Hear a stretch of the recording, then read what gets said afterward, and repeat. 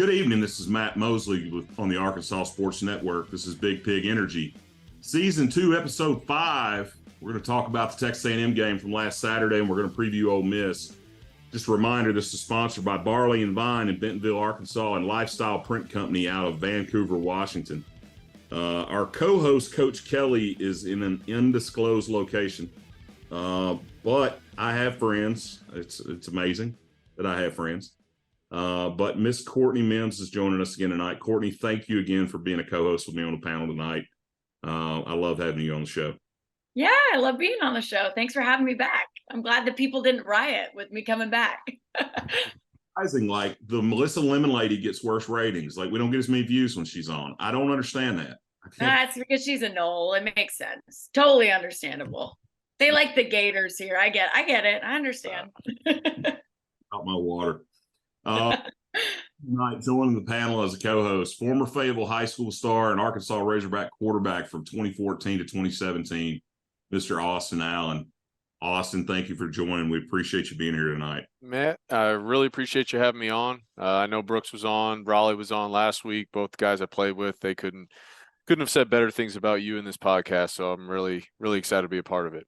Well, it makes me feel good. You know, we're just normally it's just me and Coach, and you know, Coach never has anything positive to say. I'm the son. A little later, we're going to have some fun. We're going to have Clay Chalkville High School here in Alabama, cornerback and Razorback commitment, TJ Metcalf, who, Courtney, I believe you interviewed over the weekend. We did. He was great. He was great on our Pig Trail show. Excited to interview him again here. And his brother, TJ, number 18, he's playing currently for the Hogs in his freshman season. They're going to join us for a little recruiting hog. They wanted to do it together. I tried to split them up. They were like, nope, we're not coming unless we can be on there at the same time. So going to have the brothers on. And then around about the same time, we're going to have a special guest. Got somebody from the other side, the other team, that team in North Mississippi, as I like to call them. Good friend of mine, number 84, Bill Flowers, played with Eli Manning in the 01 to 04 at Ole Miss, played a little time for the Giants in the NFL. He's going to join us a little later here in about 30 minutes. So looking forward to having him on. But Austin, again, man, I just want to thank you for being part of Big Pig. Tell us, man, what's it like? I know you've transitioned now your life. You've transitioned from a football player to like private life. What has that transition been like? Man, it's I will say the first, I don't even know, 3 to 6 months was difficult, where, you know, you go from being, you know, your whole life for 24, 25 straight years is all about sports, ball. How can I get myself to be better, to be the best football player that I can be? And then within a blink of an eye, you know, you get brought into a GM's office. Hey, you got the first flight out. You're back home at your parents' house after, you know, being in the NFL, being in part of some of these professional leagues. So it was a difficult period for that 3 to 6 months. Didn't really know what I wanted to do, where I basically based my whole life off football. Dad was a football coach, always around, you know, practices, games, everything like that, high school, college, all that. And then, you know, I went through, I don't want to say dark times. I try to keep everything positive. But, you know, it took a little bit to figure out what I wanted to do. Moved up to Kansas City. My wife, girlfriend at the time, moved up here to follow her. She said she wasn't going to wait around at me trying to make another team XFL. So one of her family friends worked for Travelers Insurance, got in doing that. And 4 years later, now up in Kansas City and enjoying my life, married and kid on the way here in 2 weeks. So all things positive for sure. Congratulations on the little one, man. That's awesome news. I did not know that. That's a little teaser for the rest of the Razorback fans. Little girl on the way here, October 20th. So we are nursery's ready, car seat in the car installed. So life's about to change, to say the least. Yeah, I can tell you, as a father of 3, and I've got a little girl myself. Well, she's not a little anymore; she's 19. But it definitely, the girls will change your life. They will make your perspective on what's important completely different than your sons will. I can promise. And we're excited. Yeah, I think you should ask my dad about that one. I hope so. I hope he feels that way about me. Austin, it's so cool to have you on the show. It's kind of like, this is like I don't know, what do you call it? Like a kind of a big moment for me. I'm like, everyone talks about you, and I'm like, oh yeah, Austin Allen, he's so cool. Now I'm like, this is surreal being on a Zoom with you and getting to ask you questions. So thank you so much for being here. I want to know what your time was like as a Razorback, your overall experience going to the University of Arkansas, playing quarterback there. Can you give us an overview? It's hard to put, I guess, all of it into words, but can you give us an overview of what it was like playing for the Hawks? Yeah, easiest thing for me to put it as is it was a dream come true. I mean, it's as simple as that. Where I grew up, my dad was a coach for Arkansas. 97, we got here when he was with Houston Nutt, and so there's no sports teams in Arkansas, as everyone knows, and so what I grew up on was following the Hogs. I always wanted to, if I ever got that opportunity to play for the Hogs, and when that time did come, I think it took me all of about 3 seconds to commit after I got the offer. So that was a dream of me and my brother. And the fact that we were able to do it together, I think it's pretty special to look back on now. I mean, when we were there, obviously we were competing, and I mean, we're brothers, right? Everything we do, we compete, we fight, but we always had each other's back the whole time. So to be able to go through that with him, all his ups and downs, and then now where he's at now, 8 years in the NFL, and then to be able to follow in his footsteps and try to replicate what he did, it's a dream come true, and I wouldn't have changed anything for the world. It really is. I look back on it, 8 years later, whatever it may be now, and it's awesome to think about all those special times I had. I love hearing that. And I love hearing that it was the brother, having that you look back on it and you think about your brother being there. And that was a really true bright spot for you. I just love hearing that. That's so awesome, man. Yeah.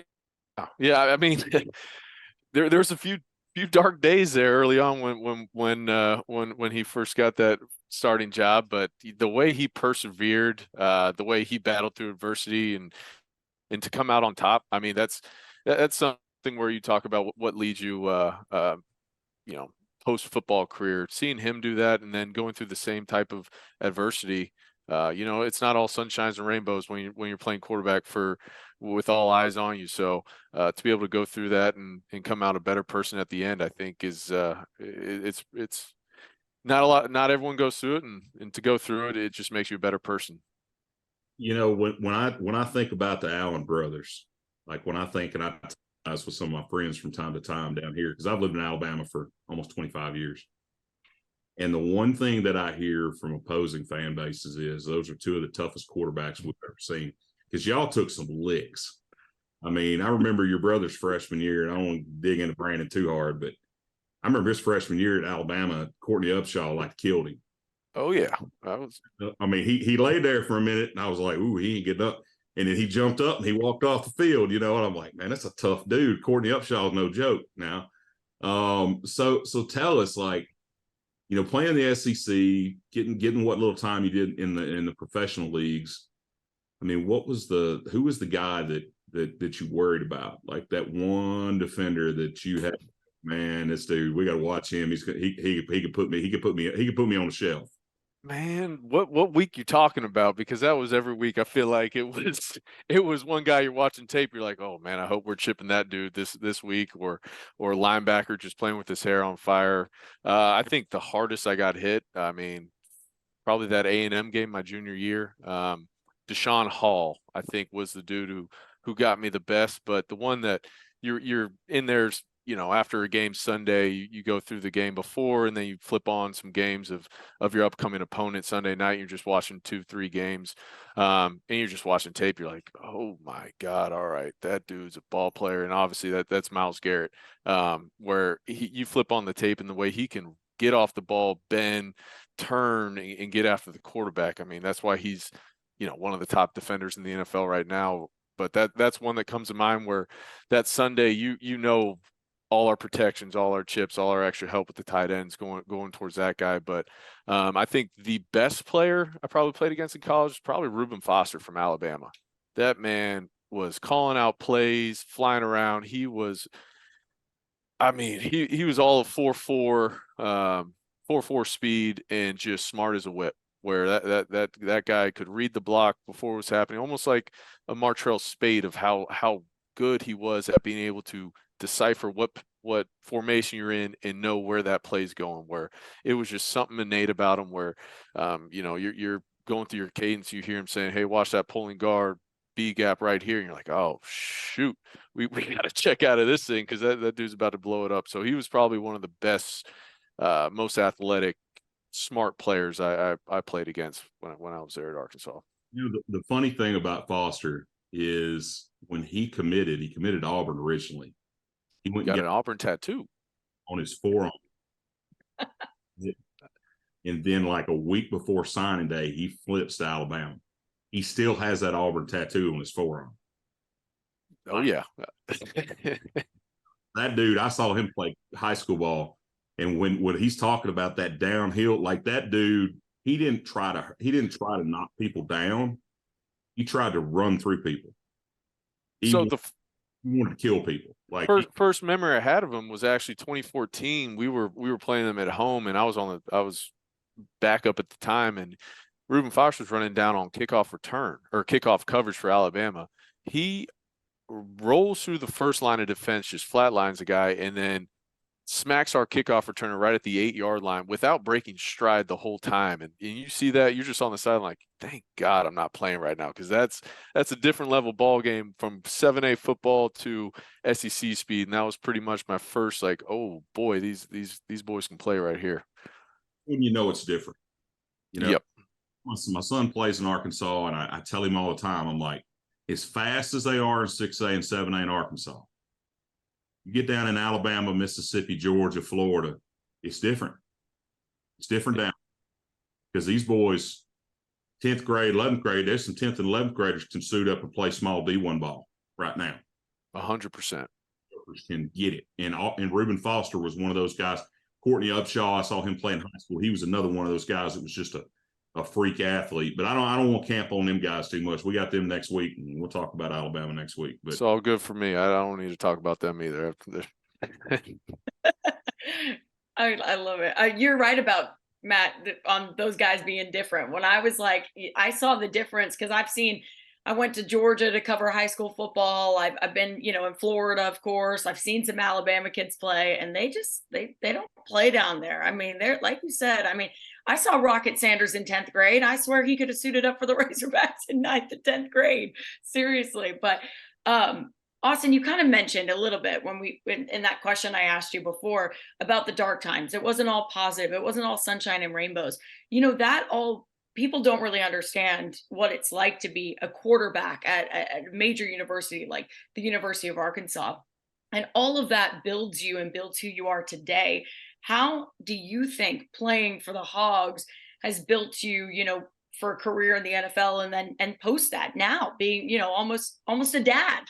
Yeah, that's a great question. I just think sports for any young kid out there, if they're listening, is the best life teacher that you can do. You learn teamwork, you learn hard work, you learn battling through adversity, you learn all these different things that can set you up post athletics, post whatever it may be. Once you get in the job force, you're just that much more ahead of other people because you had to battle through it and learn those hard lessons at a young age. But for me, I mean, obviously when I was there, I mean, I wish we won every game that we played in, but that wasn't the case. Unfortunately, Twitter, everyone has an opinion. Social media, I mean, it's a big hot topic now within college football as a whole, Arkansas as a whole, where it's something that you can't get wrapped up on, where you might have the best game you've ever played. You could go 25 for 25, 300 yards, 5 touchdowns. There's always going to be that one person who says, oh man, we should have this guy versus this guy. This guy can't play. So basically I just try to have thick skin, water off your back. You know, you're going to have ups and downs, whether it be in football, whether it be in life, and it's about how you come out that other side. So that was kind of the mindset that I had when it came to games. I think it took a little bit for me to get there. I mean, the first game of my career versus Louisiana Tech that I actually got to start on, the first drive I threw a pick. And then, you know, we ended up winning 21-20. I threw 2 picks that game. It wasn't a very pretty game, to say the least. And, you know, at that time, Twitter was just now kind of starting to come around. So you get on Twitter after the game, you see your name trending. You click on your name, and it's garbage can next to next to your name and everything. You're like, oh my God, all right. How? So, there's some people who are going to take that and get down. There's some people who are going to take it, and I try to take it as almost like a challenge in a way where I'd like to prove these people wrong and prove myself right is the mindset that I took with it. And my senior year wasn't great at all, and that was a tough time. So I just try to keep the same mindset every day. Don't get too high, don't get too low. And I think in the workforce now, post football, that's really helped me out. Where you're gonna have good days, you're gonna have bad days, but it's about how you show up every day and with your coworkers, with your boss, with everyone. If you're the same person every day, you put in the work, good things are going to happen for you. And I think that's a lesson that I learned from football that's carried on over into now post football career. So that's how I went about it. I mean, there's a lot more that could be said about social media and everything, but it's all about kind of the mindset you have to take where, it's going to affect you, but you really got to do is the best you can to kind of stay tunnel vision and trust in your abilities and know what you can do versus trying to have the outside world tell you what you can do. Absolutely. I know you said that this is great advice for any young athletes on here, young kids on here, but that's great advice for anybody. I feel like you can take that at any point or any walk in life and hear that advice again and use it for good. So I really appreciate you saying that. Yeah. I mean, it's advice for everyone. I mean, it's you go to a performance feedback, you might not like what your boss is telling you about how you did because you thought you did a good job, and instead of getting mad or whatever, it's okay. I'm going to take that and try to get better. So it's same thing with football. You can't let it get you down, or else it's just going to compound and become a snowball, and bad things will start happening for you. But my old coach used to call it quicksand. Bingo. Yeah. And struggling, and the more you focus on the problem rather than look for the solution, the worse it gets. As a dad of a hopeful Razorback, I mean, I got a kid that's a junior in high school, got some recruitment going on with the university, a little bit, just a little. I love it. A little bit. It'd be the proud. I'm gonna be honest with you. I'll probably cry if he does. I will cry. There's no doubt. If you could advise a current Razorback quarterback or talk to a current quarterback or any other young players aspiring to play college football, what's the one thing you would tell them about the experience of going from, the recruitment process to high school and that recruitment process on into college? I mean, what's one thing Austin Allen would tell them? Enjoy being the star where you're at right now, because once you get to college, you're at ground zero. You got to prove yourself. No one cares how many stars you got coming in. It's all about what you do when you get there, where you could be the 5-star, have the guy with $1 million NIL. But if you don't put in the work and you don't perform, they're not going to play you. No matter how good you think you are, it's all about the mindset that you have to have within your own self-worth work ethic. Like I kind of just mentioned about social media, everyone can tell you you're so good, but if you let that get to your head and you don't put in the work, you're gonna, I don't want to say flatline, but flatline of the ability that you could have. So I would say enjoy the recruitment process, but don't let that fill your ego, thinking that I'm getting recruited D1, I'm going to go to the NFL. It's a continuous work in progress for each and every kid that gets recruited. Don't get complacent, where try to take every day and figure out, how do I get better today? An easy cliche would be 1% better every day, but be the hardest critic on yourself. I think that's the biggest thing that you can do, where obviously no one's going to be perfect, but if you can fail, learn from that failure, and then get better after it, good things will happen for you. So enjoy that recruitment process, but don't get complacent. Continue working hard on what got you to that point to get recruited. And then once you do get that offer and go to your dream school, that's when the work really starts to begin, where, kids get recruited all the time, but do you want to be that guy who gets remembered after your 4 or 5 years of being in college? Do you want to be that? And that all starts day one, how you conduct yourself with your teammates, your coaches, film room, classroom, academics, you can't, that student athlete right there. I mean, if you do well in the classroom, you work hard in all those areas, good things will happen for you. So really, those are my key points to it. Is it's going to be all about continuing to have that same mindset that got you there. Talent might have got you there, but once you get to college, everyone's talented. So what's going to separate you from the other guy? And that's going to be the work ethic that you put in. So, whoever did your son, for example, he's obviously talented getting looks. He's probably working really, really hard to get to that point. And for him, he's just got to continue doing what he's doing. Obviously, he's got a great role model to look at. So keep doing what he's doing, and good things will happen for him. That's for sure. That kid's got 4.47 speed. I never got under a 5, so don't. Woo! Courtney sell the tape. Like I don't know where he got it from. He didn't get it from me. I did see the tape. Listen, he's awesome. I think you got to give yourself some credit. You got to give yourself some credit there. Come on. I know there's some credit there to be given. Austin, you kind of touched on something I want to ask you about. The college football landscape has changed, over the past couple of years, and we're just all trying to navigate this new landscape. Coaches and players of the transfer portal and NIL. Oh my gosh, I feel like you can't keep up with new things that are getting added every single year, every single season. What are your thoughts on the transfer portal and NIL? Oh, that's a loaded question. It's what I wanted to know, though. I am glad I'm not a coach to deal with. You get the recruits, you get them to commit, they're on campus, and then you got to continuously recruit them for 4 or 5 years to be able to stay on campus. Where when I was coming through that, rarely did anyone transfer. There was no NIL or anything like that. So you developed.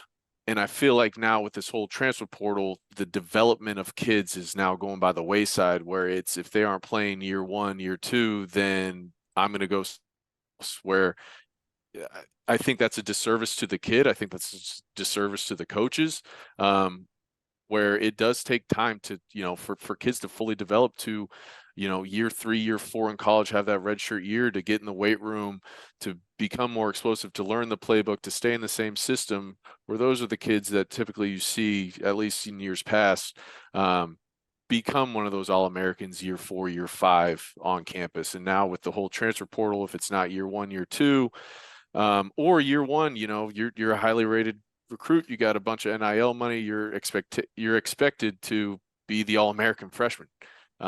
Unfortunately, that doesn't happen all the time. There's a lot of kids where it takes time to develop, to get used to that SEC speed, as we were talking about earlier. So it's an interesting time.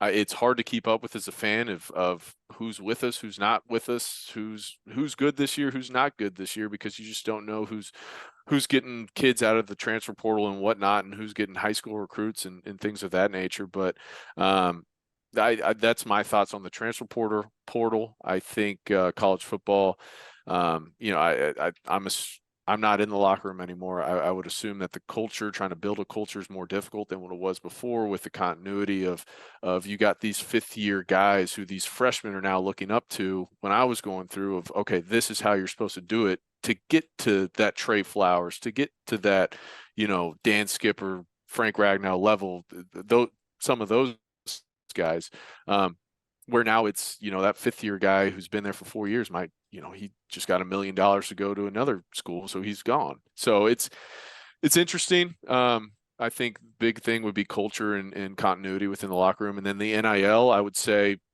I'm 6 years too late.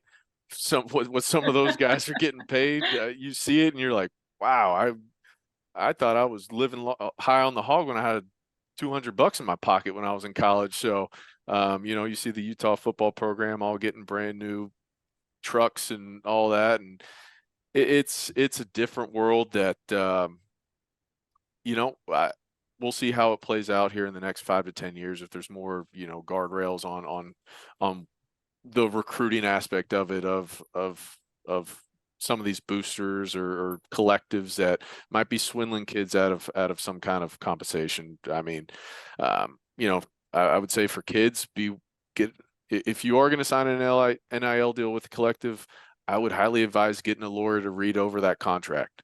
Make sure that, there's some stories that you read of some of these guys signing a deal, they get $400K up front, but they forgot to read the fine print. That collective or whoever signed that deal gets 25% of your career earnings going forward for the next 5 to 10 years. So I would highly advise getting the professional to read over that contract before signing any of those deals.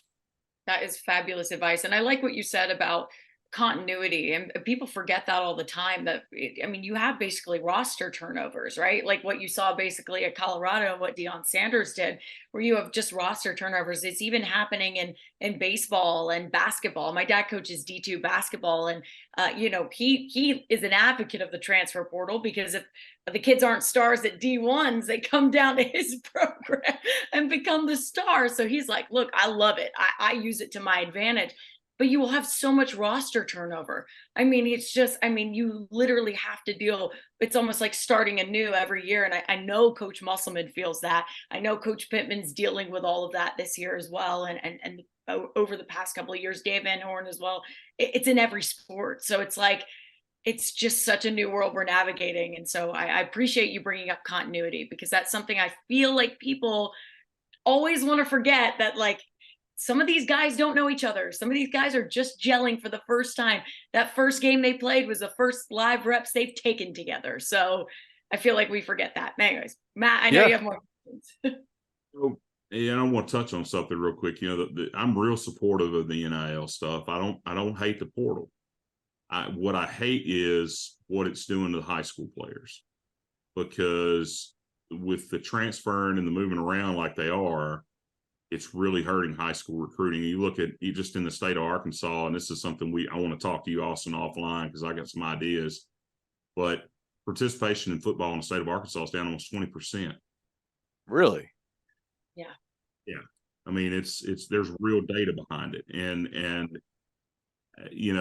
as a father of a high school football player, he's my last one. I don't think I've got any more. He's my last one. But I don't have any more going through, and it's looking for ways for us to give back to the state, give back to the game, get the university involved, both universities, not just our university, the one on the other side of the state that nobody likes to talk about, the over there in Jonesboro. But that's another subject for another time. A few weeks ago, Coach Pittman made a statement regarding mental health in his players, and the folks that know me know, and Courtney knows this, I am a huge advocate when it comes to mental health, especially with college athletes. SEC lost 2 last year, 2 D1 athletes in the SEC, 9 total to suicide.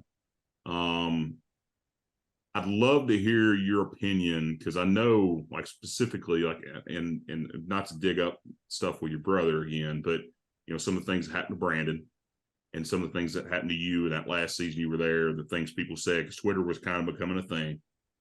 Give us some feedback or your opinion on the importance of mental health with football, but also how the effect of social media can have a bad effect on players. Yeah, I would have to agree with you 100% on being an advocate for it.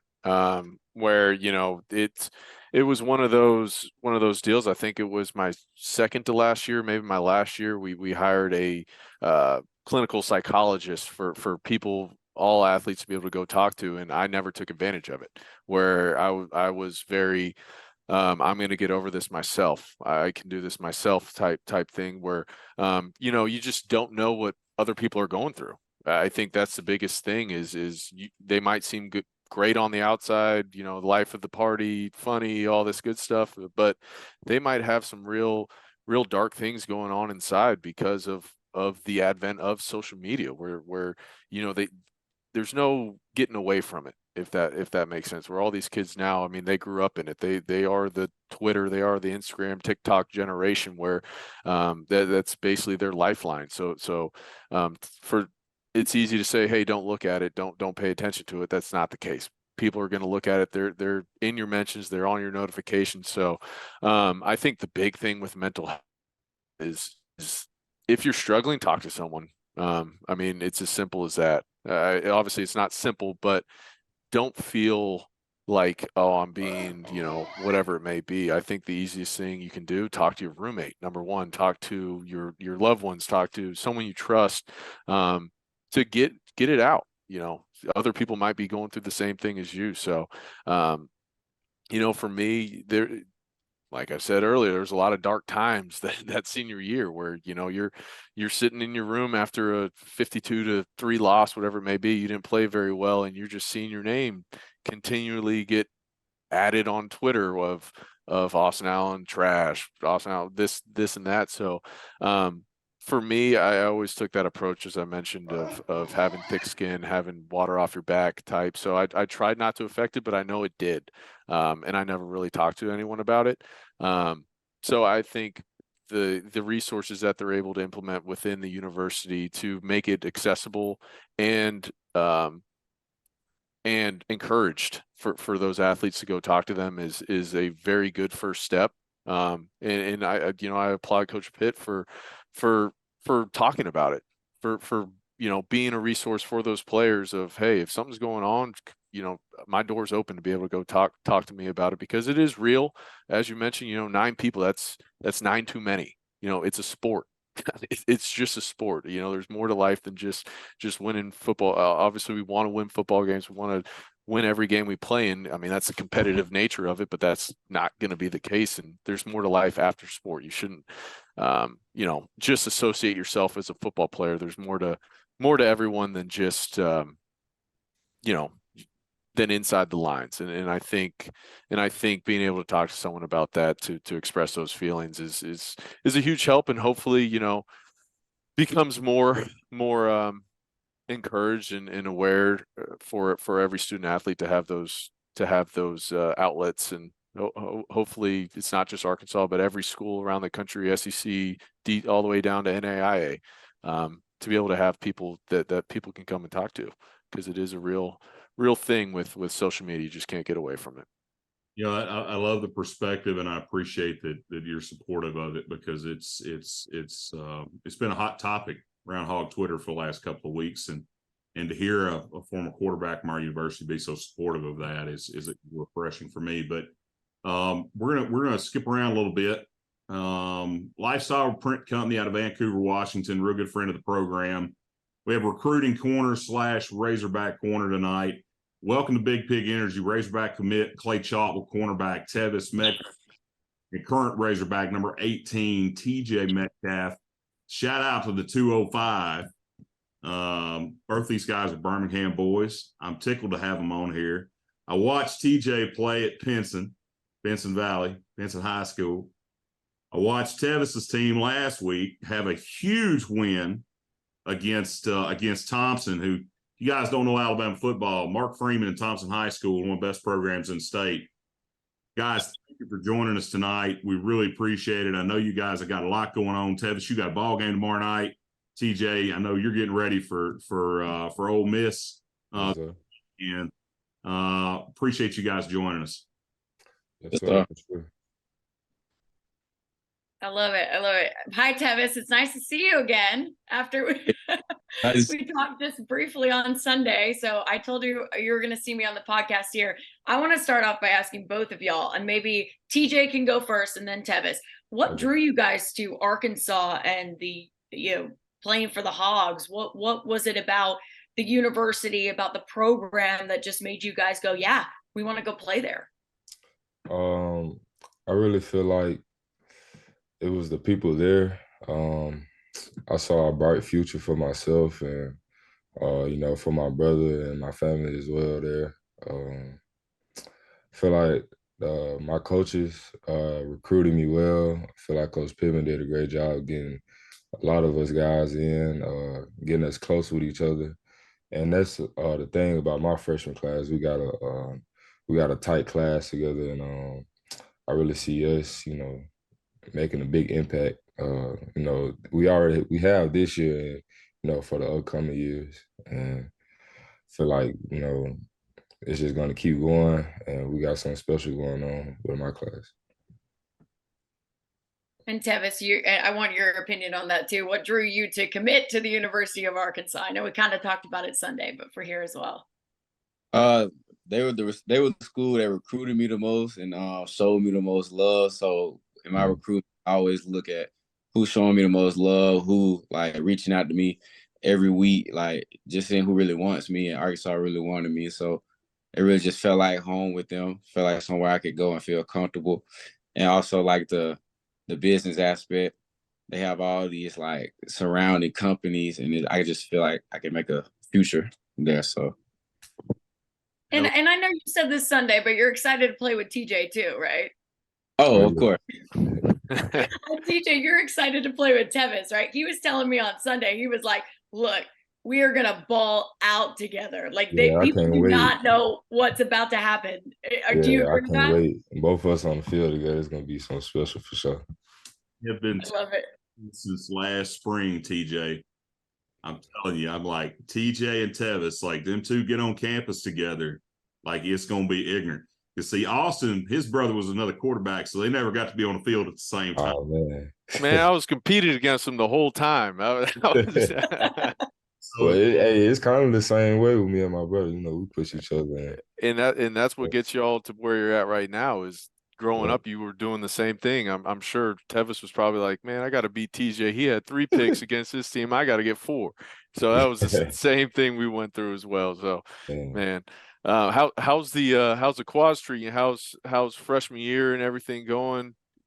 I will say, number one, enjoy the Jones Center food, because once that everyone's like, oh man, it's this and that. Enjoy the free food that you get, because once that's gone, Chipotle costs $18. You don't get to just swipe your card anymore and get that for free. So enjoy those perks you got going on right now on the hill. Well, we do get our red card. Give us like it used to give us like probably 50 or 100 in the summer, and now it's give us like 25. We get to use it at like Chipotle or Tropical. Whenever we don't eat the Jones food, then we just go there. But you know, man, that's because you guys are getting catered. It's because you guys are getting catered lunches before practice and catered dinner after practice. I know the drill. And you got the Hill Grill right up the road as well. I know what you're talking about. Yeah. Hey, but I did have one question for both of y'all. So TJ, you're on the hill right now. Tevis, you're well on your way. How would you guys describe your playing style, and which players, if any, did you model your game after, whether it be growing up or who you're watching right now in the NFL, college, whatever it may be? Who are some guys that you like to emulate your game after? Tevis, you can go first. Right now, liking the Honey Badger, Tyrann Mathieu, considering he kind of around my size. You know, he was able to make a big impact in college. That's what I want to do, become one of the best players in college football in history. But he's able to play like any position on the field. That's how I want to be with the Razorbacks, be able to play anything. So. Yeah, piggyback off that, I really try to model my game after Jamal Adams. And I'm really watching Devin Witherspoon too with the Seahawks. I feel like with Jamal Adams, like, you know, coming out of high school, I always like to hit and, you know, cover when I need to, but I'm going to come down to hit you. Man, I played against Jamal Adams. That dude was in the box the whole time. He could do both. He was a linebacker who could run a 4-3 and could cover anyone on the field. So man, both those answers, you guys emulate those two dudes. You got a long, long career ahead of you. That's for sure. Yeah, I'm big on that. Like I said previously, I have been telling people, like, I've seen you both play live. I saw Tevis last year. I saw TJ your junior year. I told everybody, I was like, look, like this 205 pipeline, we've already had Davion on this year. Oh, yeah. We've had Kavion on this year. Kavion a couple of weeks ago. Now we got Tevis and TJ. I got to get KJ Jackson down here in Montgomery. We'll have the Alabama 5 right there. Folks, like, they don't understand. Like, it's different down here in the Birmingham at 205. We play some hard-nosed football down here. Tell me, physically, you know, in this, Tevis, I want to start with you, and then I'll go to TJ. Tevis, what are you doing physically and mentally prepared for that transition from high school to the SEC? Oh, so this guy named Kevin Brown, he's more like my fitness type of coach. He he has a place called Extreme Fitness, like downtown Birmingham. He trains like a lot of NFL guys, a lot of college guys, high school too. And he just put you through, he just almost tormenting you. And you just gotta like, but it's real good work. And it's like a lot of college level stuff that he has us doing. Like I think he trained with the Chiefs that flew him out. He trained Mahomes and other players like that. And he's just a trainer that I trust and somebody I know I can use that'll get me to the next level and make me successful. So him, and then a DB coach, Coach Woodall, Justin Woodall played at Alabama, played safety. He taught me a lot of the technique that I use now and like game sense. I kind of got it from him too. So those are two big ones for me. Woodall's no joke. He's a dude. Yeah. I know you 5 games in. This week is special. You know, me and your dad talk. I know you was born in Oxford. Your Yes, dad sir. played Ole Miss. So I know like 18 is dying to get out there and lay some Rebels on the ground. Like I know you're looking forward to this weekend. What has been the biggest jump for you going from high school to your first year in SEC? I know you were early enrollee in January.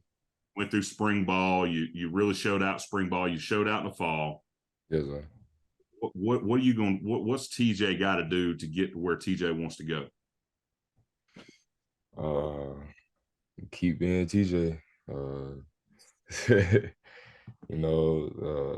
took a long journey, get here.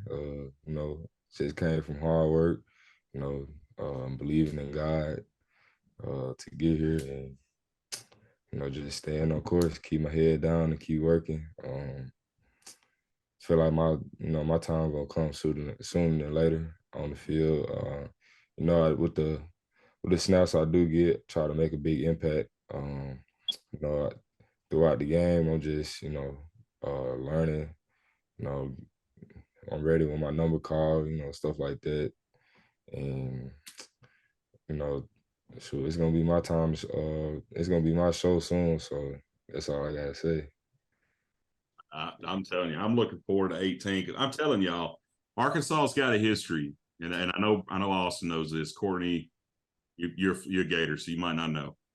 Steve Hamlin, Kanoa Kennedy, Ramirez. I mean, we've had some safeties in the past that were downhill, turn your lights out. Like these guys would kill you. 18, I'm watching you. You that dude, you him. Courtney, one thing left, and we're going to let these guys get back after because I know one of them's got tape to watch, and the other one's got a game tomorrow night. Yeah, real quick, guys. We're going to have a fun one to end it off with. Okay. We all know you guys are ballers. We know that. But what do you guys do off the field? Do you have any hobbies? Do you like to do anything when you're not playing football? Let's start with TJ, and then let's go Tevis. I really like to watch movies. I feel like I pick up on different actors and stuff, and I just watch certain things, and then it's kind of my interest. I do like to play basketball. Then just hang out with my teammates. I'm really close with all of them, so that's how I spend my days or whatever. If I'm not doing anything with football, so. Before Tevis answers with his hobbies, what movie are you watching right now? What's your fave right now? I just got done watching a movie called Breaking.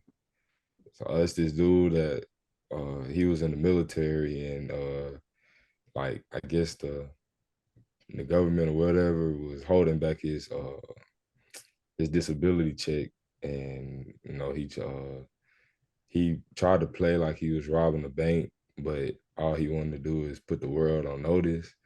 And he said he had a bomb, and he really didn't have a bomb. And, the people, shot him and killed him because it was a threat. But, but the story to it was a great story. It just ended sad.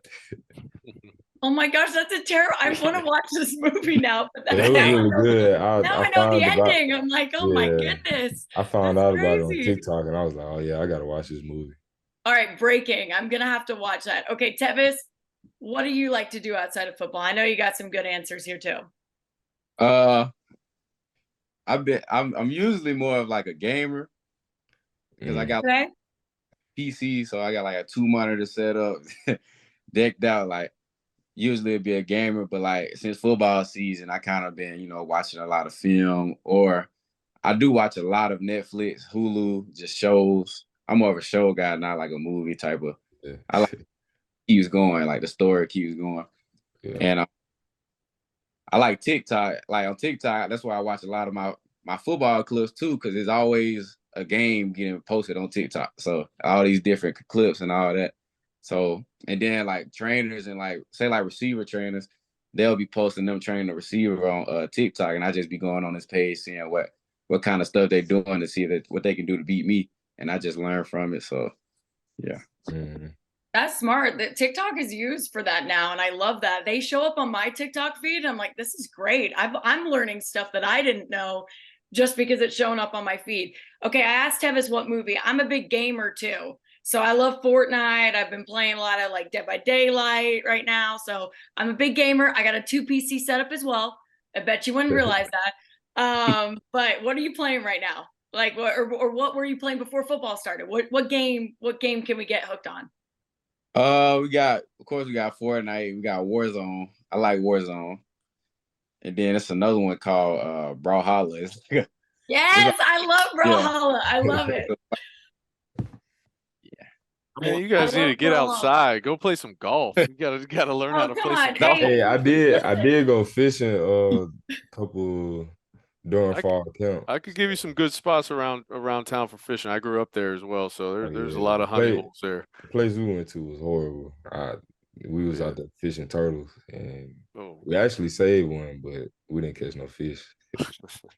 I'll give you some honey hole spots. Can't say it to the public, but there's a lot of good places. We can hook you up with some really good spots to go fishing. I'm more of a trout fishing guy myself, but I know some great spots on the north end of Beaver Lake that ain't far from campus that you catch a lot of fish, especially during crappie season. So, boys, I appreciate y'all being here tonight, man. I'm looking forward to TJ. I'm looking forward to seeing you on Saturday, man. We're gonna see in Ole Miss. We got to beat them fools. We got to. I call them that. You know, your daddy played with one of my best friends, Mr. Bill Flowers. He's going to be on the list. So I've been talking a little trash to your dad and to Mr. Bill. So, Tevis, go win that state championship, son. Yes, sir. That's the goal. It's wide open. Go win it. Y'all have a great night. We appreciate you being on Big Pig. Oh, yes, sir. Appreciate you. Man, nice to meet y'all. Nice to meet you.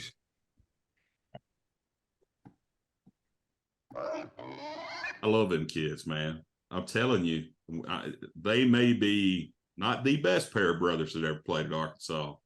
They can be pretty dang close. TJ, that kid is, when I say downhill, he reminds me, he's a little quicker than Catalan was his freshman year, if that tells you anything. Watching him play. He had a play, I think it was in the Western Carolina game. Yes, yeah. He smacked a dude and shot the ball 10 yards in the air and ended up getting a fumble recovery off of it. I mean, he's just that kind of, he's instinctual as a ball player. Tevis is, I mean, he's listed at 5'10", probably more like 5'9". He's about 186 pounds. But go look him up on Austin. Go check him out on TikTok and look at his workout videos. Yeah, I like their mindset. That's for sure. I think both of their heads are in the right space. Seems like grounded kids, and they're going to make a name for themselves. That's for sure. We're going to run through A&M real quick because then we're going to get into Barley and Vinad, and then we're going to have the Ole Miss breakdown. Saturday, we came in a 6.5-point underdog. You know, Coach Pittman was quoted as saying they dominated us physically on the edge. They did exactly what we thought they'd do. Went on to say they were very aggressive. We never had an explosive play until the game was over. I don't necessarily agree. I mean, he had a really pretty screen pass out the right side to Rocket. It seemed like Rocket got involved early, but it just kind of fizzled from there. The offense is struggling. Austin, tell me, having played when Pitt was there the first time, you know, been around him, played for Coach Enos, this offensive line, they cleaned up the penalties from the last 2 weeks. They struggled to protect Jefferson last week. Had 7 sacks, 15 tackles for loss. Pittman was quoted as saying he's going to shake things up this week. Looks like, Patrick Kudus may be starting center, which I kind of thought that's the way it was going to be when he got on campus. What does this offense I know you've been in that locker room with both these guys. What do you think that offense is going to need to do to get things back on track and start playing good football?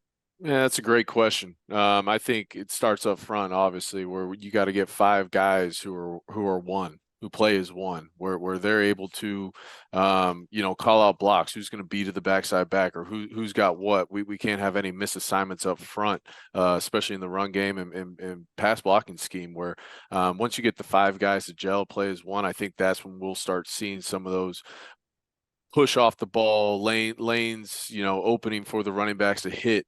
But I think offensively this week, we need to be efficient. We need to be efficient on first down. So the big thing that when I was there, 4 or more on first down, we got to get to that 2nd 6 or less, where that kind of opens up the playbook. When you're 2nd and long, you're kind of hindered on what you can and cannot call. So we got to be efficient on first down.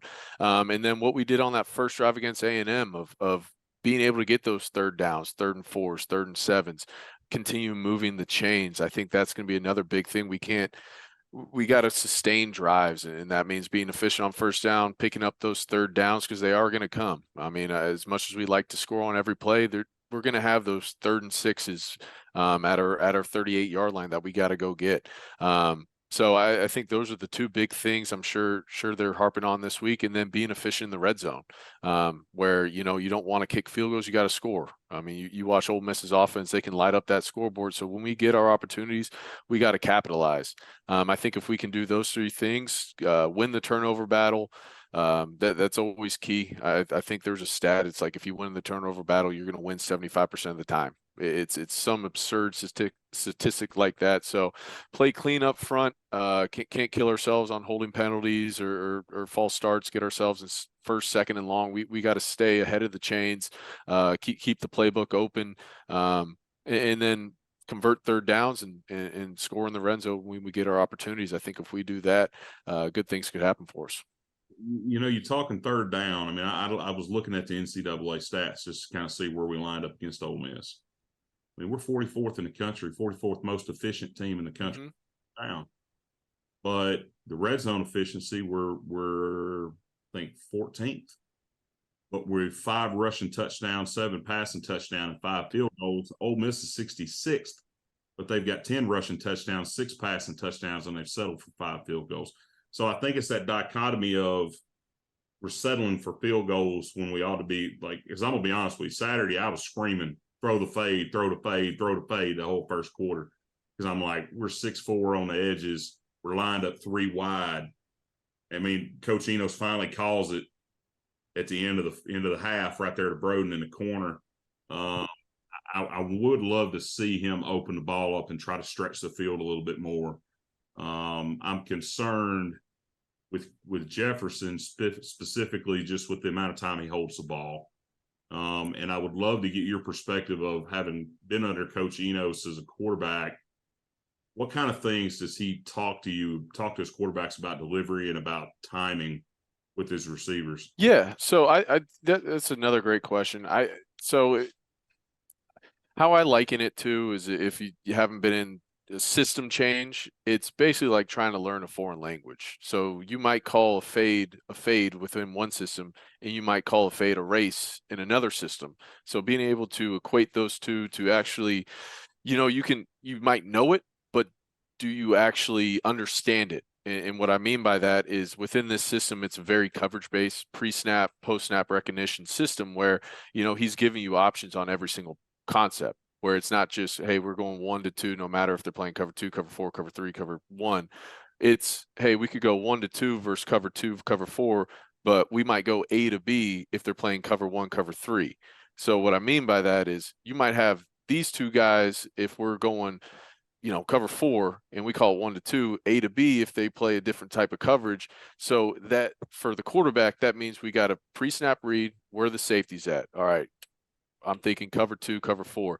Post snap, what do? Did they roll? Did they stay too high? And then being able to process that at game speed takes time. So I liken it to almost the 2015 year where, you know, that those first 4 games, you know, kind of the same thing where, you know, not scoring as much, you know, you get on Twitter, oh, the offense, this and that. And then things just clicked for us where everyone started to understand it. You know, Coach Enos, I think, is one of the best coaches, best teachers I've ever been around, where I wouldn't had the success and or anything that came my way if it wasn't for his coaching of the quarterback position, of his teaching of conceptually, defensively, schematically what we're doing. So I think the way he teaches week in, week out, it's going to click at some point for our team. Now, obviously, we wish that was going to be week 1, but I think once that does happen, it's got to, right?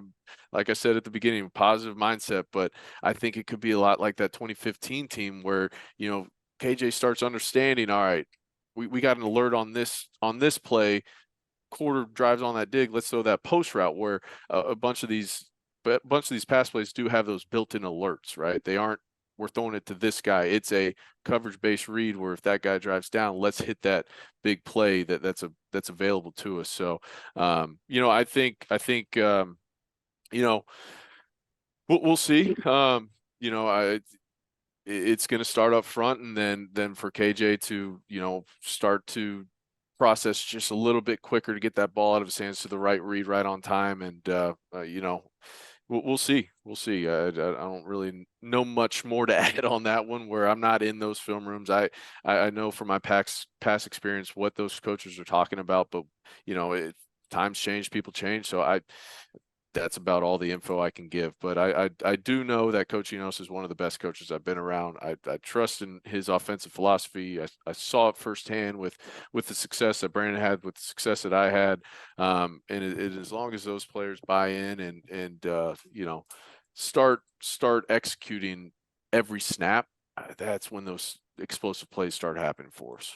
Well, and that's Matt, can I ask sorry, I was just want to jump in real quick because something in my head, you know, having your experience here, I just think a lot of fans, you know, I've seen a lot of buzz on social media this week, just being in the media, and a lot of people have asked us, you know, do you feel comfortable with Pittman making all these changes on the offensive line, moving guys around before such a big game like Ole Miss? And I think having you maybe answer that question for them would be helpful. I mean, how comfortable as a former quarterback would you feel in that situation of moving these guys around? Do you feel comfortable with it? Having them in different positions going into a game like Ole Miss? You know, I would as a player, you got to trust your coaches. I mean, that's the way that I always took my mindset about it, where if they felt this guy was outperforming them during practice, whether you think it's right, wrong, indifferent, you trust your coaches. So I think they aren't trying to just put out their favorites on the field. They're trying to win that game. So those 5 guys that are going out there on the offensive line, that's the best 5 in those positions that those coaches think are going to give them the best chance to win the game. So, you know, the first 5 games weren't what they wanted. So, you know, can't do the same thing every single time. And if they feel like, you know, a shakeup's this week's a good time for it to happen, you know, let's roll the dice. Let's see what, you know, let's give some guys some opportunities. And maybe when those lights come on, you know, they're a different player than they are in practice, where they turn into a ball player. All those guys are there for a reason. They can all play. They wouldn't be on that roster if they couldn't play. So, you know, maybe this is the 5 that we roll out where, you know, having a different guy give calls to that right guard, left guard giving it to the left tackle. Maybe there's a better communication up front that will allow us to get to that linebacker second level, to allow Rocket and those running backs to hit that hole quick and get to those safeties one-on-one and break a big run here. So, you know, I'm not too in tune with, you know, what's going on with our roster, coaching staff, or anything. I'm very, very, very removed from any of the dealings. So I'm a fan, right? I look at it as a fan now. But the only thing I can talk about is the mindset of the coaches, where those 5 guys are rolling out. They feel like that's the best chance that gives them to win. So, you know, I put my trust in Coach Pitt. I think, you know, he knows what he's doing. All those coaches know what they're doing. They wouldn't be there if they didn't. So, and that goes for every coach on that staff. Coach Pitt, you know, he hires you because you know what you're doing. He trusts you. He believes in you. So, you know, hopefully those 5 guys, you know, they roll out there and they just road grade for us out there. They protect well and they run block. So, you know, I'm hoping that's the case as a fan. All I can do is all hope. the fans are hoping. Yep. That Yeah. They're praying and hoping that Yep. switch up really helps, makes these guys feel more comfortable, because there is something to be said about these guys feeling more comfortable in a different position if that's the case, right? You just hope that maybe something clicks and those guys all play together as one, like you said before. I just wanted to ask you that because a lot of fans were going crazy about that on social media, and I was like, look, I'm gonna ask the former quarterback that. All right. And there, if that switch was made, it happened Sunday night. They let them all know it started Monday. That I'm sure that O-line coach had them going through walkthroughs consistently of those 5 guys, different looks on defense. What are we calling on this one? Going through every single possible scenario that could be thrown at them. So they'll have 5 days of reps together, and I'm sure during fall camp they also tinkered with this starting lineup before. So I'm sure it's not just a let's throw 5 random guys in a hat and roll them out there. That's not the case at all. Yep. You know, I think sometimes the fans, they see the Sam Pittman that talks about drinking the old cold beer and turning on the jukebox, and they think, well, this is just a good old boy from Oklahoma. And I've told a lot of them, you know, through Twitter and different avenues. I'm like, look, behind closed doors, that ain't the same dude. Like, he's one dude. That's the public face. Behind the door, that's a different Jack. That's a different animal, Jack. He don't play. And I think there was a video came out this week, him getting after the O-line a little bit and saying, hey guys, let's effing go, you know. Oh no, there was saying we're effing Arkansas. This can't happen. And you know, I go back, and I think it was the 2015 season, Austin. There was a video of Coach Pittman when he was the offensive line coach. And I said to my dad was still living then. I told my dad, I said, that guy's going to be a head coach someday. There was something about the way he was talking to the players, the way he was handling his business. He was a legit dude. So we're not going to beat the A&M game into the ground anymore. We've talked about it enough. I want to make sure we mention our sponsor real quick. Barley and Vine, Bentonville, Arkansas. If you're ready for mouth-watering tavern-style pizza and a drink menu that'll make you say cheers, then head on down to Barley and Vine in downtown Bentonville. They specialize in scrumptious pizza, ranging from basic cheese to chef-inspired specialty pies. You won't find them anywhere else. But that's not all. Barley and Vine offers 32 beers on tap, featuring local brewery favorites and a curated selection of regional craft beers. Maybe you're more of a wine person. Don't worry, they got you covered. They have a choice selection of wines from around the globe, and don't miss out on their pint and a slice deal on Fridays and Saturdays. You can get a slice of house pizza and a pint of beer, featured beer for $7. You know, so what are you waiting for? Make your way down to Barley and Vine, where pizza, beer, wine, and Razorback sports live in perfect harmony. As diehard Razorback fans, their passions extend beyond pizza, beer, and wine. They're all about the Big Pig energy too. You go in there, by the way, if you're in Northwest Arkansas and you drop in, if you mention Big Pig and you buy an entree, you get a free appetizer. I think it's a pizza dip. So something for that. Joining us for the last 20, 30 minutes of the show, a dear friend of mine, former Ole Miss wide receiver, number 84, Mr. Bill Flowers. He tells people, and I've heard this from other folks, I'm his jackass Arkansas friend. He's actually called me that before. Yes. April 25th, Austin, I send him the Hunter Heave. Like I send him the video every April 25th. Bill, man, appreciate you joining us tonight. I'm looking forward to this conversation. I think it's going to give us an interesting dichotomy of having the opposite opinion and viewpoint. Tell us, man, I know you were Ole Miss, 01 to 04, right?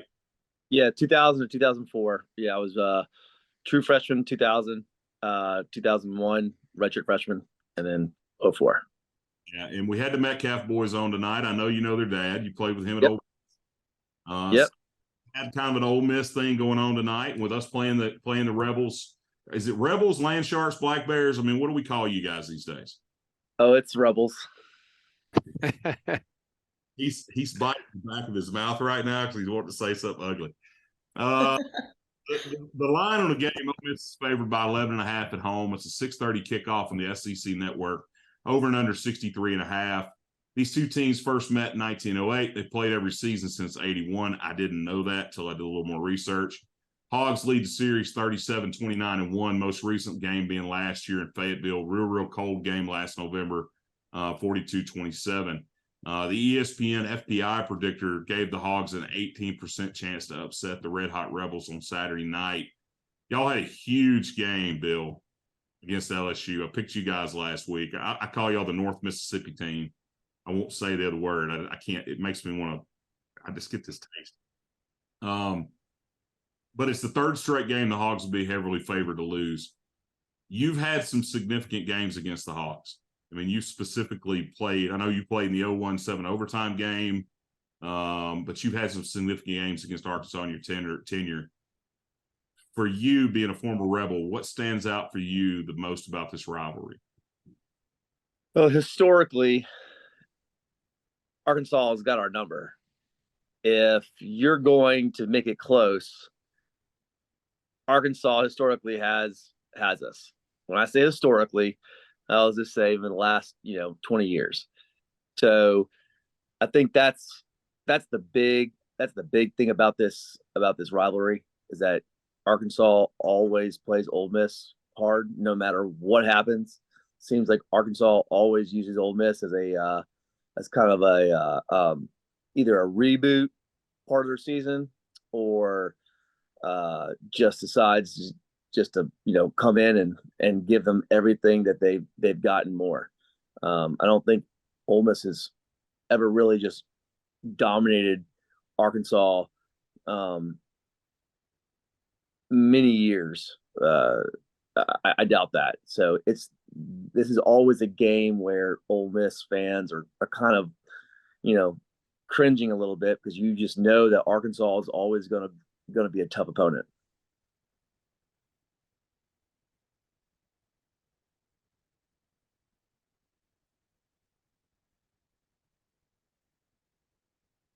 Oh, was it me and I forgot? Is it my turn to talk and I forgot? Austin's he didn't read his script, but that's is that me? I thought that was an Austin dash or Bill. My bad, Bill. Bill, nice to meet you through Zoom. My dad was actually a coach during that seven game overtime, so I remember that all too well. And then I was able to meet Eli and Peyton, all them at the Manning Passing Academy down in Thibodaux, Louisiana, for a couple of years in college, and we always had a good time there. But a question that I have for you is, who was the toughest defender you faced from the Arkansas team during your time, and what made them so challenging from when you were playing? So I would say, you had Tony Bua, you had Ahmad Carroll, Hamlin, Ken Hamlin. One of the stories about Ken Hamlin, the 7 overtime game. I'm a redshirt freshman. I'm doing like a 15-yard drag across the middle, and Ken has a 15 deep safety as a 15-yard head start and just makes a beeline. The ball hits my hands, and Ken absolutely just puts his helmet in the back of me, and I think it protruded through my drilled me into the ground. And being the as a receiver, there's nothing worse that a defensive back can do is to give you everything he's got, and then you get up and just smile at him and just let him know. And I remember like not being able to breathe, but just kind of like mumbling, going my face, first down. And that was probably one of the hardest hits I'd ever taken. You had Tony Bua, who was just a really kind of that blue collar hybrid, strong safety, outside linebacker, really tough, scrappy player that kind of epitomized the the Arkansas team. I've always said Houston Nutt. I felt like, his teams were always scrappy. They were always really tough blue collar teams. And so I feel like those were, Ahmad was a real talent with his speed. So, those are the kind of the three players that I always, thought about. Yeah. I mean, as a kid who grew up in Arkansas, I mean, you name those three, and those are the three guys that come to my mind anytime you think about the heyday of Arkansas football. Is those three guys right there. They epitomize how to play defense for Arkansas. So that's some pretty solid answers right there. I've got a dog named Bua, and I had a cat named Hamlin at one point in my life. So, like, Bua's still alive. He's running around the house somewhere. Bill, tell us. I've been to Ole Miss. I mean, I think one of the first games I went was back during the Billy Brewer days, way back when Chucky Mullins and all those guys in the late '90s, early '90s. My dad took me over there to the Grove. What's it like now? I know, like, the Grove when I was a kid, and I was there. I was at the 0-1 game when y'all played the 7 overtime game.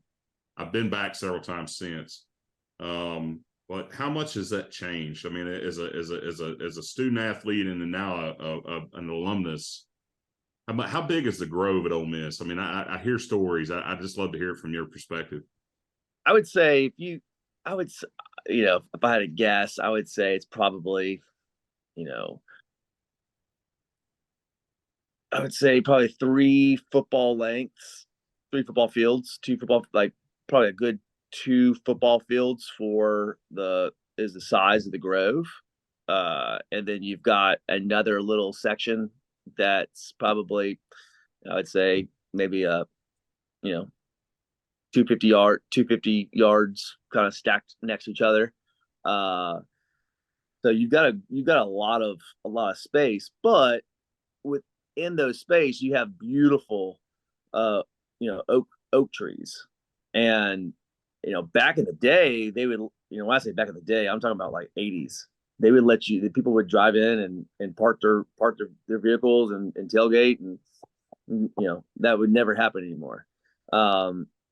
So the Ole Miss, the Grove is actually ESPN, or not ESPN, but I think Sports Illustrated did a 7 Wonders of college football, and the Grove is one of them.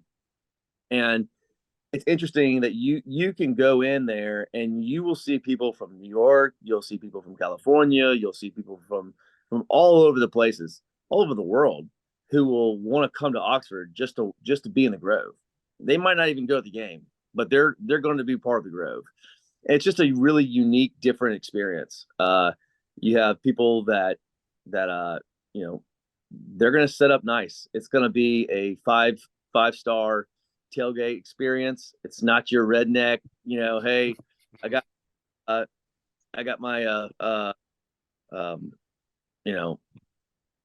just think of your kind of pickup truck, Field at Auburn is what you're saying.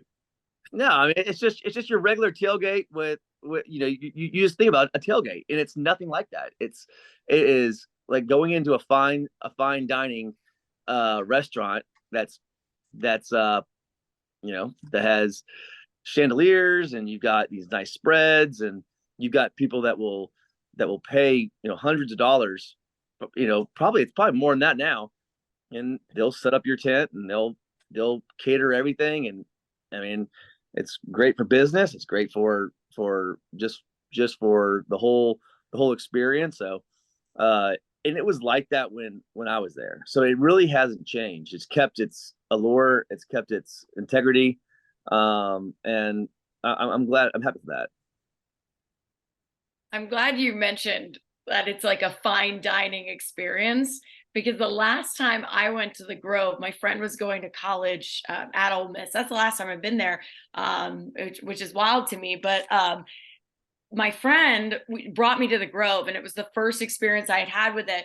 And you aren't kidding. People literally set up these 5-star spreads. There was lobster rolls there and all of these like insane appetizers. I think someone had like an asparagus steak, tartar thing.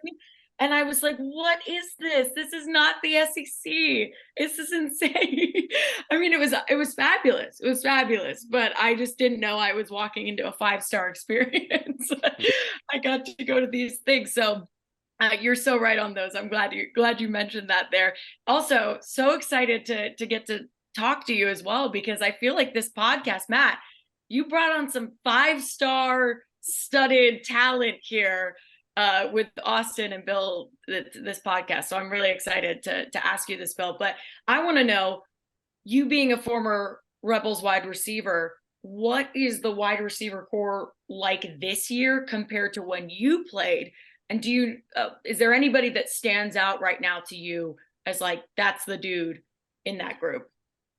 So, you've got Trey Harris, the transfer. This portal has really transformed college football, and you see Coleman with the FSU of how he's kind of changed the dynamic of that team. That's what he's done with Ole Miss. He's really a hybrid between AJ Brown and Metcalf, which is a scary combination. He's got wiggle, he's got size, he's got speed, he's got great hands.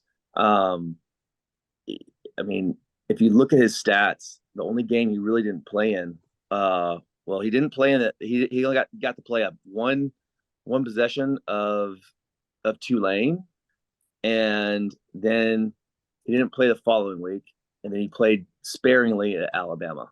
He's got 6 for 341 yards and a 21-yard average per catch. Yeah, when the kid is on the field, he absolutely transforms the offense, and we'll go into that in further detail. But right now, you've got Trey Harris, who's your dude. He's your alpha male. But you also have your Wade and Watkins, 2 slot receivers. They remind me very much of the Miami Dolphin receiving corps with Waddle and Tyreek Hill. They're really fast. They got good hands and get in and out of breaks. And LSU game, we'll get into that more, but they used them the way that they needed to be used. They were, get them in the middle of the field, utilize them as a slot guy, get the ball out of your hand quick. These guys are extremely fast, extremely quick. So they've got probably a really great receiving. I mean, this is a great receiving core. And you don't really know how deep it is. But those 3 guys have been the main anchor of the receivers, and they're solid. And how it compares to us, I mean, I would say, Trey Harris is a dude. I mean, this guy is special. I'm nowhere near where he was.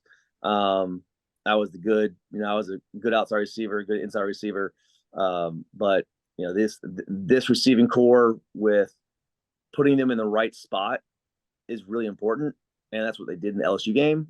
And when you do that, they can be extremely dynamic.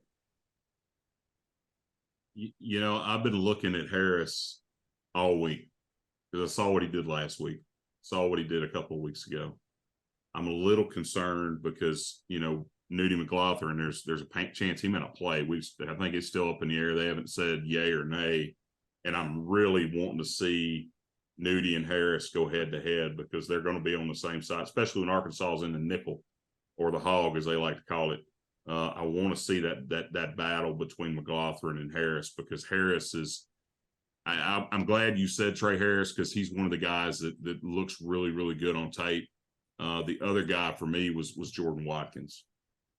Seeing what Watkins has been able to do so far this year. I mean, 29 catches for 450. He's only got 2 touchdowns, but he seems to be Dart's third down guy. When he needs one on third down, third and medium, he's going to Jordan Watkins trying to get that first down. And it kind of reminds me of what you were with Eli. Yeah. Eli needed a third and medium, he was looking for 84 across the middle or on the, you know, on the edge, on the boundary. So from your perspective, you know, so you're an Ole Miss fan, you're an Ole Miss grad. You know, we went to the same high school, but I'm not gonna get into that. What do you think Ole Miss has got to do to get a win out of Arkansas this year? So I've actually said this all year. The way that Ole Miss wins the SEC games is by time of possession. Whoever wins the time of possession wins the game, and that's what happened against LSU. Ole Miss this was the first time that Ole Miss put a offense out on the field against LSU that I was actually blown away by. Like they used the middle of the field, they took what the defense gave them, and people were wondering why hasn't the run opened up? Why hasn't that happened? And if you had looked at the play calls, if you had looked at everything had always been second and third levels. It's always been let me show you what looks real sexy and looks pretty. You know, very, very flamboyant. And when you play SEC, you got to get the ball out of your hand quickly. And they hadn't done that. And against LSU, that's exactly what they did. They took the middle of the field. They took what the defense gave me in the forcing your linebackers to not blitz, to not stay close. I'm going to take the flats. I'm going to take the middle of the field. I'm going to prolong my drives. Just because I can score doesn't mean I have to score right now. And so I'll tell you this. I said before the LSU game, if Ole Miss continues to play the way that they've been playing before LSU, they will not win a SEC game. I said if they change and take what the defense gives them, they have a possibility of winning out. So I will say this. If Ole Miss wins the time of possession, they win. That's the key. That's the key to the game, is by including, you know, getting your run game going, getting your short game, taking what the defense gives them, utilizing the middle of the field, taking 10-yard curls, taking 10, 12, 15-yard dig routes in the middle of the field, prolonging the drives, making the safeties come down and play and allowing the outside receivers to go over the top. Just because you can go over the top doesn't mean you need to do it right now. But that's what the offense of Ole Miss has the capability to do that they've never been able to do before. They've never been able to say, we're going to manipulate the speed of the game. We're going to control it. And Jackson Dart, I have not been a big fan of his just because of the play calling and pre-snap reads, but at LSU, he did everything you could possibly ask. He pre-snapped read, he made the right calls, he hit everything. And I've always said this kid has all the talent in the world to be the number one quarterback in the country. And so offensively, it's that they win the time of possession, and then defensively is that because Ole Miss can win the time of possession, when the defense gets on the field, they're fresh and they pin their ears back and they say, listen, our job is to make the offense make mistakes. We're not there to sit in the middle of a ring and try to George Foreman just, you know, we're going to sit around and just go round to round. No, we're going to allow you to make big plays, but we're going to think that you're going to make more mistakes than you will in touchdowns. And so with Ole Miss offense being able to do what they need to do, that's how Ole Miss is going to, you know, win out if they can do that. You know, looking at what Dart did and what Ole Miss, I mean, y'all put up almost 800 yards of offense last week. I mean, we played Ole Miss or LSU very, very tough in Baton Rouge. And Coach and I both said, Courtney, you were here last week, that this was going to be a dogfight because Ole Miss always gets up for LSU. Absolutely. So I look forward to seeing what this is going to look like Saturday night, because we've got some things going on in Fayetteville where they're reshuffling the offensive line. The running backs really haven't got going. KJ struggled the last week to kind of do his thing.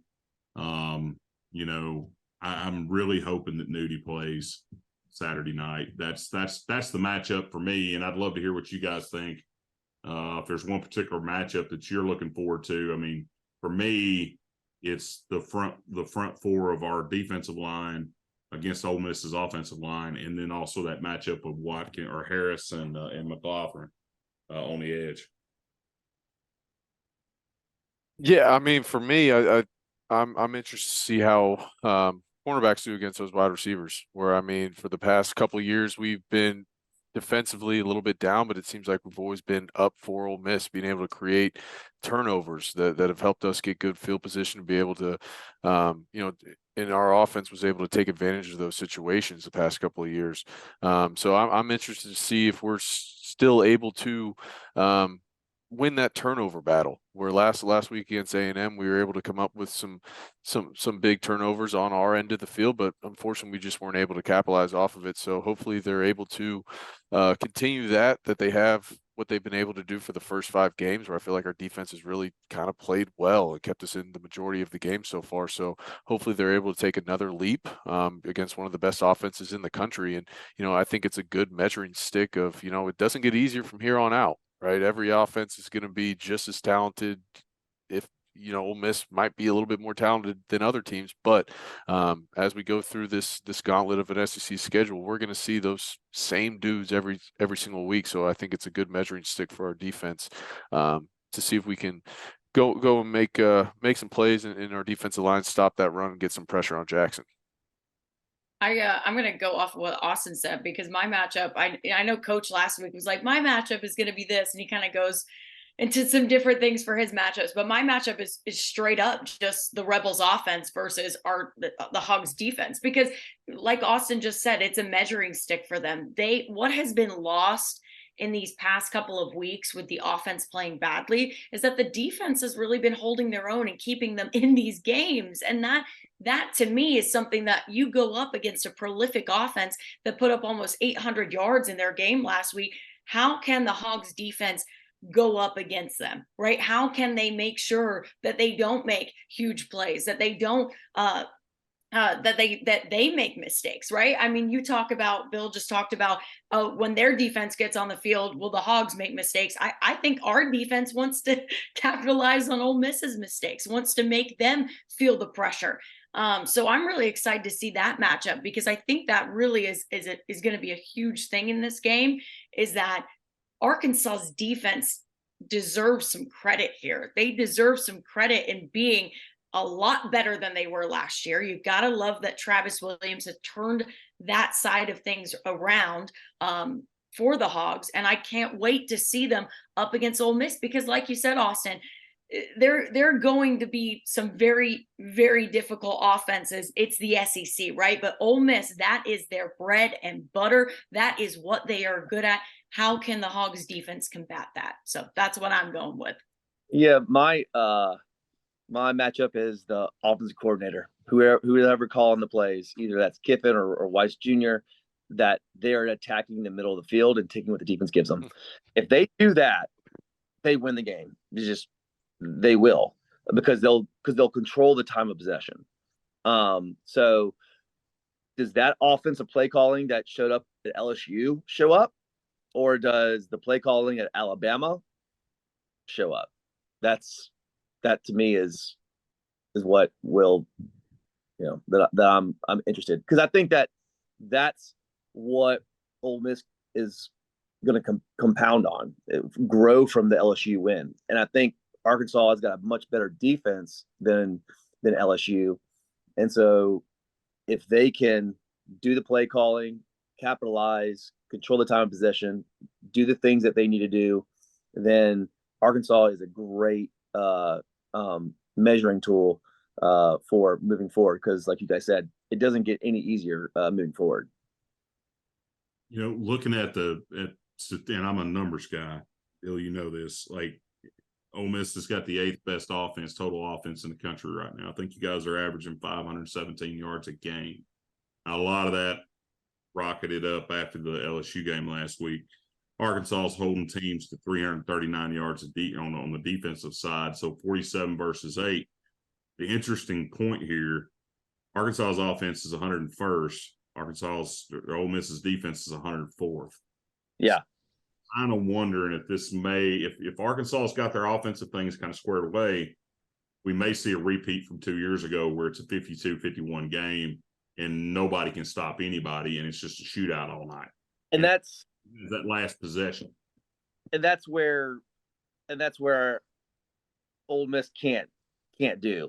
So what Ole Miss has to be able to do in order to win and win convincingly and to win, down the road is to not make it so much a track meet. They've got, because I'm telling you right now, what they can do is they can go, they can spread you out 5 wide and you still got a really good running back. So with them attacking the middle of the field with a 5 wide, it spreads your linebackers out. And now what you've done is you've created holes that are open.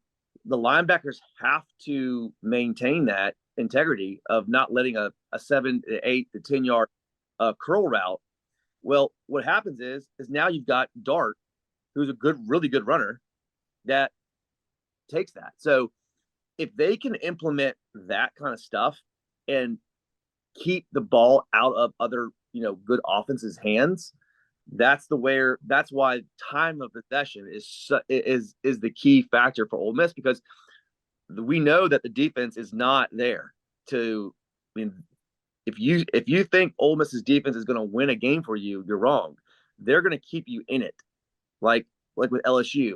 They didn't win the LSU game; the offense did. But what they did do is they did make some turnovers, and and Ole Miss was able to control the drive. I mean, that's why Judkins had 177 yards.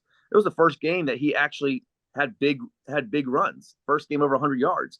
It's because they did that. So time of possession is going to be absolutely key, critical. And if they win that time of possession, I think Ole Miss will handily be able to handle this. But if they don't, then it makes it close. Then Arkansas historically will probably win.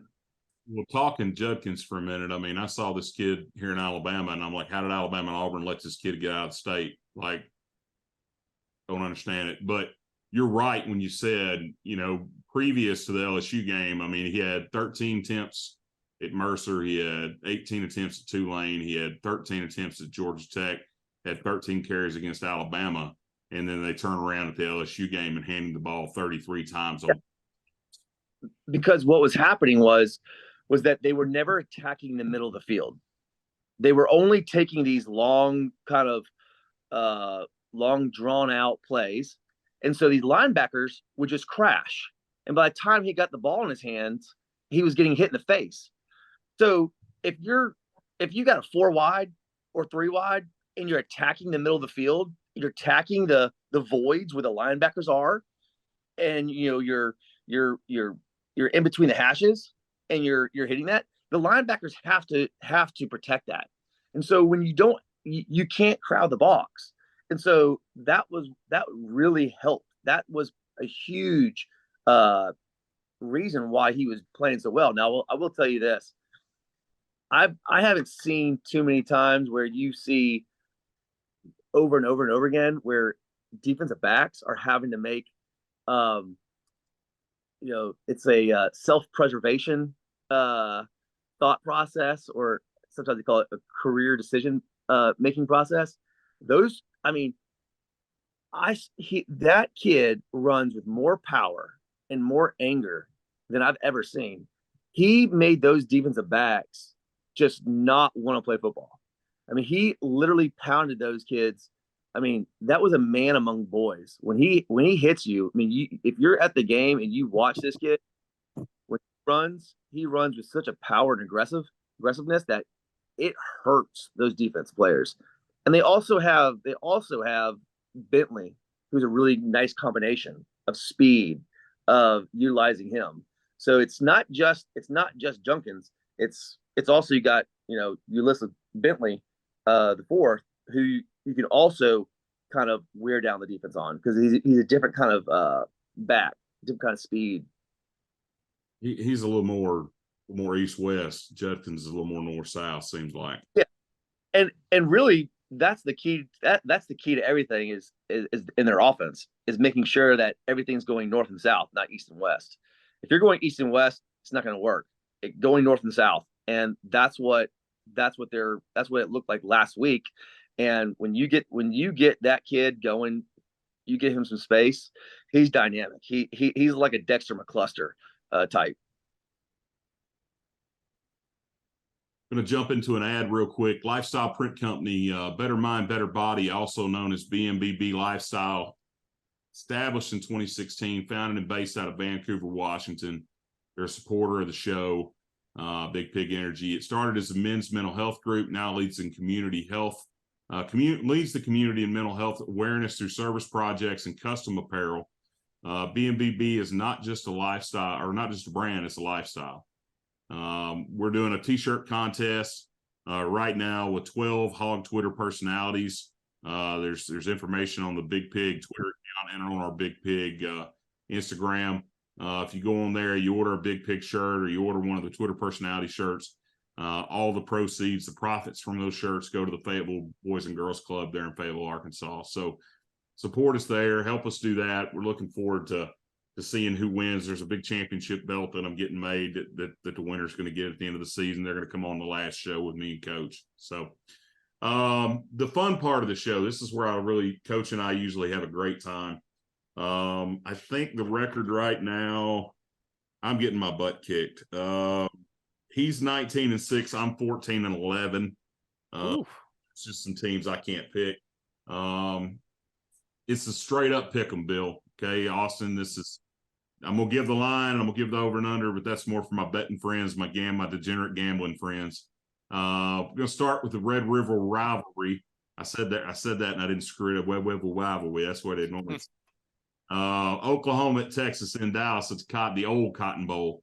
Texas is favored -6.5, over and under 60.5. Go with Bill, then Austin, then Courtney, and then I'll go last.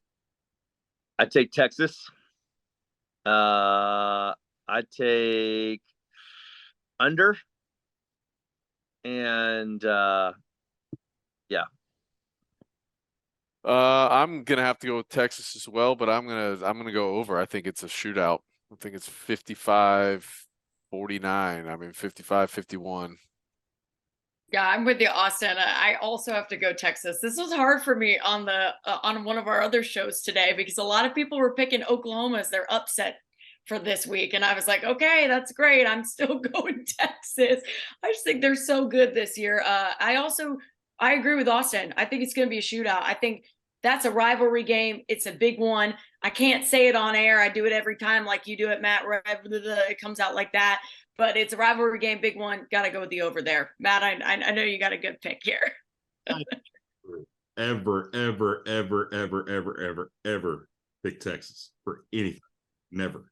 For nothing. Like, Dallas might as well be part of Southwest Arkansas to me. Because I hate Texas. I was raised to hate two teams, the one that he played for and in Texas. So, but saying that, I've watched Texas play a couple of times. I watched them at the Alabama game specifically. Oklahoma's looking better. I think Brent Venables has got them going in the right direction. I don't think they're there yet. Jeff Levy's doing some things offensively that's been really interesting with Oklahoma's offense this year. They kind of dialed it up, turned it up a little bit, throwing the ball a little bit more, looking more like the old Lincoln, not the Lincoln Riley Oklahoma, but more like the early Bob Stoops Oklahoma. Their defense is tough. I do think it's going to be a shootout. I got Texas +3 or -3. I think it's going to be tight. And I never picked Texas, but I'm telling you, I think Texas is going to win, but it's only going to be about 3 points. You never picked Texas, man. That's a big one for you. Pick Texas. And it's Tex-ass. TE. Hey, quick trivia question. Who was Bob Stoops' first offensive coordinator at Oklahoma?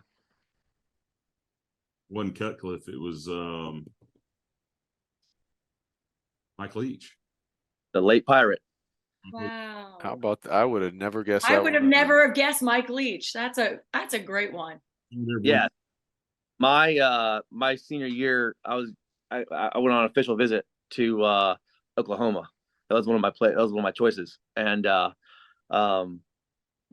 Coach Leach was like, "Listen, I'm defense coordinator at Florida. I can't stop this guy who's this lawyer geek at Kentucky.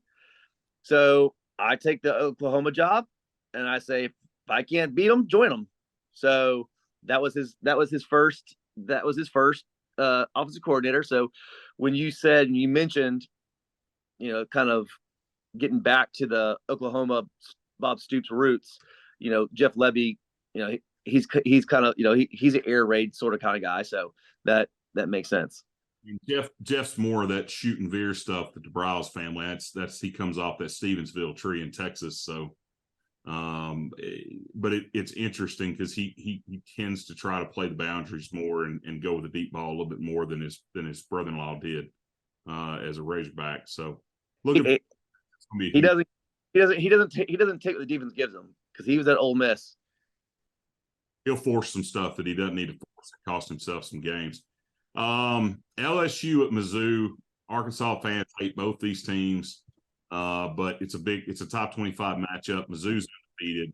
LSU's favored on the road in Como by 6.5, over and under 64.5. Bill, who you got? Tigers or the Tigers? I'm going to have to go with the yellow and black Tigers. I think they are undefeated. They got the momentum. It's going to be at home, and you've got a team that is in disarray right now with the LSU Tigers. You lose a game like that, and you're already feeling like your back's against the wall, and people are telling you that the season's over. Now you're having to play for, that pride.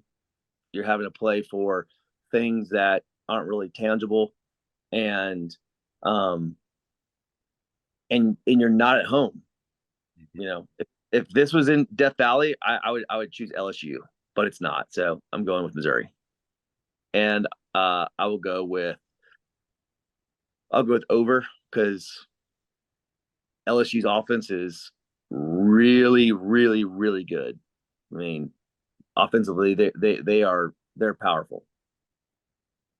I'm going to go with the same thing with Mizzou at home, where I think Brady Cook, something's clicked. I mean, he doesn't turn the ball over. He's completing the ball at a high clip, and their defense is also that D line over there. They got some ball players over there with Big Alfred Davis coaching that D line. So, and then also, I mean, just Mizzou playing there, it's a weird spot. I mean, it's a different kind of feel. It's not real SEC type feel, and when those fans are into it, it does get loud. But it's just a weird place to play. It's just different, and it's a tough place to play as well. So I'm going to go with Mizzou at home. I think they're playing well, and then I'm going to go under. I think Mizzou's defense is going to show up, and I do think LSU's offense is about as good as there is in the country, but 64.5, a little high for me.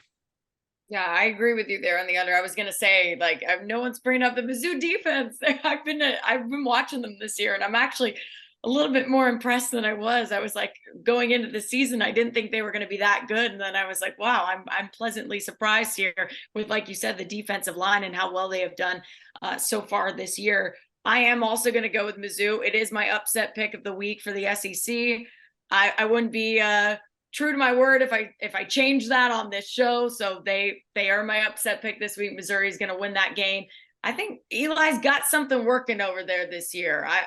I hate to say that, because Hog fans are like, look, we need to beat Missouri this year. But guys, I mean, they are a good team, and we got to give them some credit. And I like to what Bill said, this is an LSU team that's listening to all the noise right now. They are listening to all of that noise. You go on social media, those players are seeing it.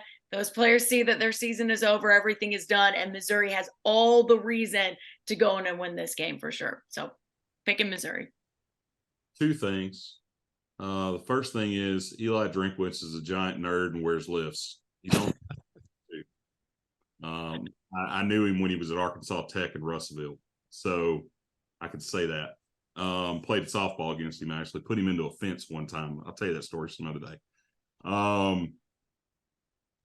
Here's the thing. I think Mizzou is, and I got family that went there. I got a cousin that played there. I think Mizzou is a little bit on house money right now. I'm not sold on them yet. Offensively, Brady Cook, something's clicked. Kid's playing great ball. He's been playing a little hurt, a little dinged up. Mizzou's defense, I'm not convinced that they are what they say they are, because they ain't played anybody yet. I mean, who they played? Kansas State? I mean, Kansas State's been pretty good. They ain't Bill Snyder's Kansas State. That's true. I mean, this is – I'm not sold on this team yet.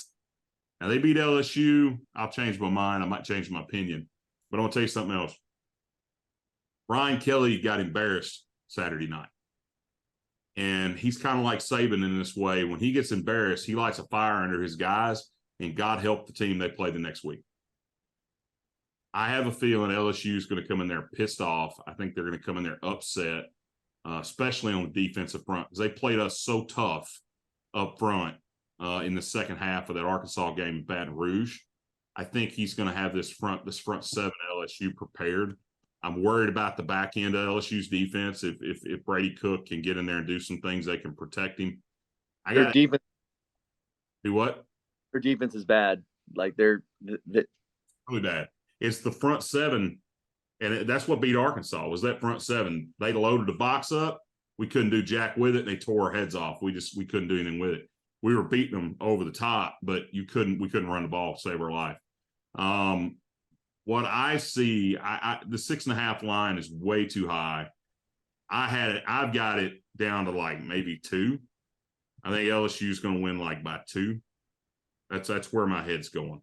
I think it's going to be a slugfest. I think it's going to be a dogfight. I don't think Missouri is prepared for that kind of football yet. Now, I may be wrong. If I am next week, I'll admit it. But I don't think as a team, because they haven't done this before. Eli, yeah, he had that one great year at App State.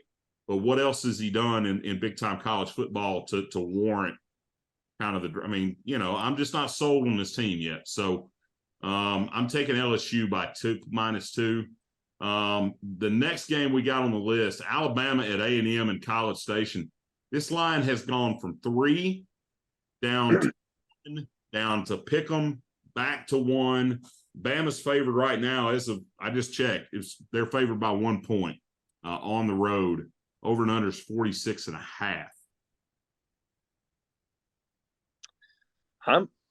I'm going to go with A&M.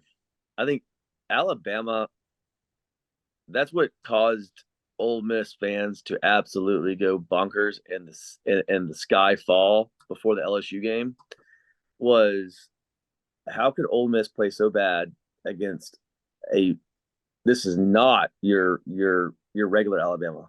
They don't have a great quarterback. They don't have the defense that they've had in the past. This is a very, very, very, very beatable Alabama team going into A&M. And I think A&M's playing really well. You've got, Jimbo Fisher now doesn't have to call the offense. So I'm going with A&M, and I'm going to go with over. I'm gonna join you on the over. I do think it's going to be over 46.5, but I'm going to have to go with Alabama. I think A&M is going to turn the ball over at an inopportune time, and Alabama's going to capitalize on it. I think they've structured their offense now, knowing Jalen Milroe's a QB going forward, to fit his skill set. And instead of kind of trying to dink and dunk, short game passing, all that stuff, now they're letting him run the ball, get those 4 to 6 yards, and then going over the top, which he's good at. So I think it's an interesting game. I don't know what time this is at, because A&M's a difficult place to play when that crowd gets into it. But I think Alabama gets a turnover late in the fourth quarter and goes down and scores. I think it's going to be a tight game. But that's who I got, and over the 46.5. Yeah, I'm going to go with A&M just because there's one thing I've noticed about Alabama this year. And we talk about the quarterback issues that they had. They struggled early on, but Milroe's got it together a little bit now. But their offensive line has been so up and down, and I just never know what you're going to get with those guys.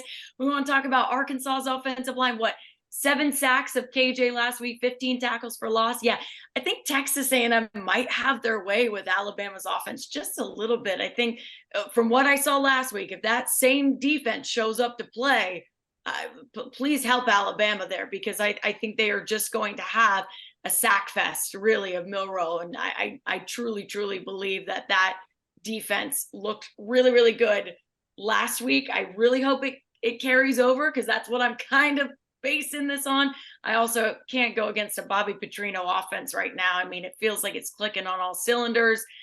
Their backup QB doesn't feel like a backup QB at all. It's just like everything is clicking for this Aggies team right now. So I'm going to pick them. I think there's a reason this line has changed so much, and I think it's because Texas A&M people are betting on them. So I'm going with them, and I'm going with, what was the 46.5? Was that it? 46.5.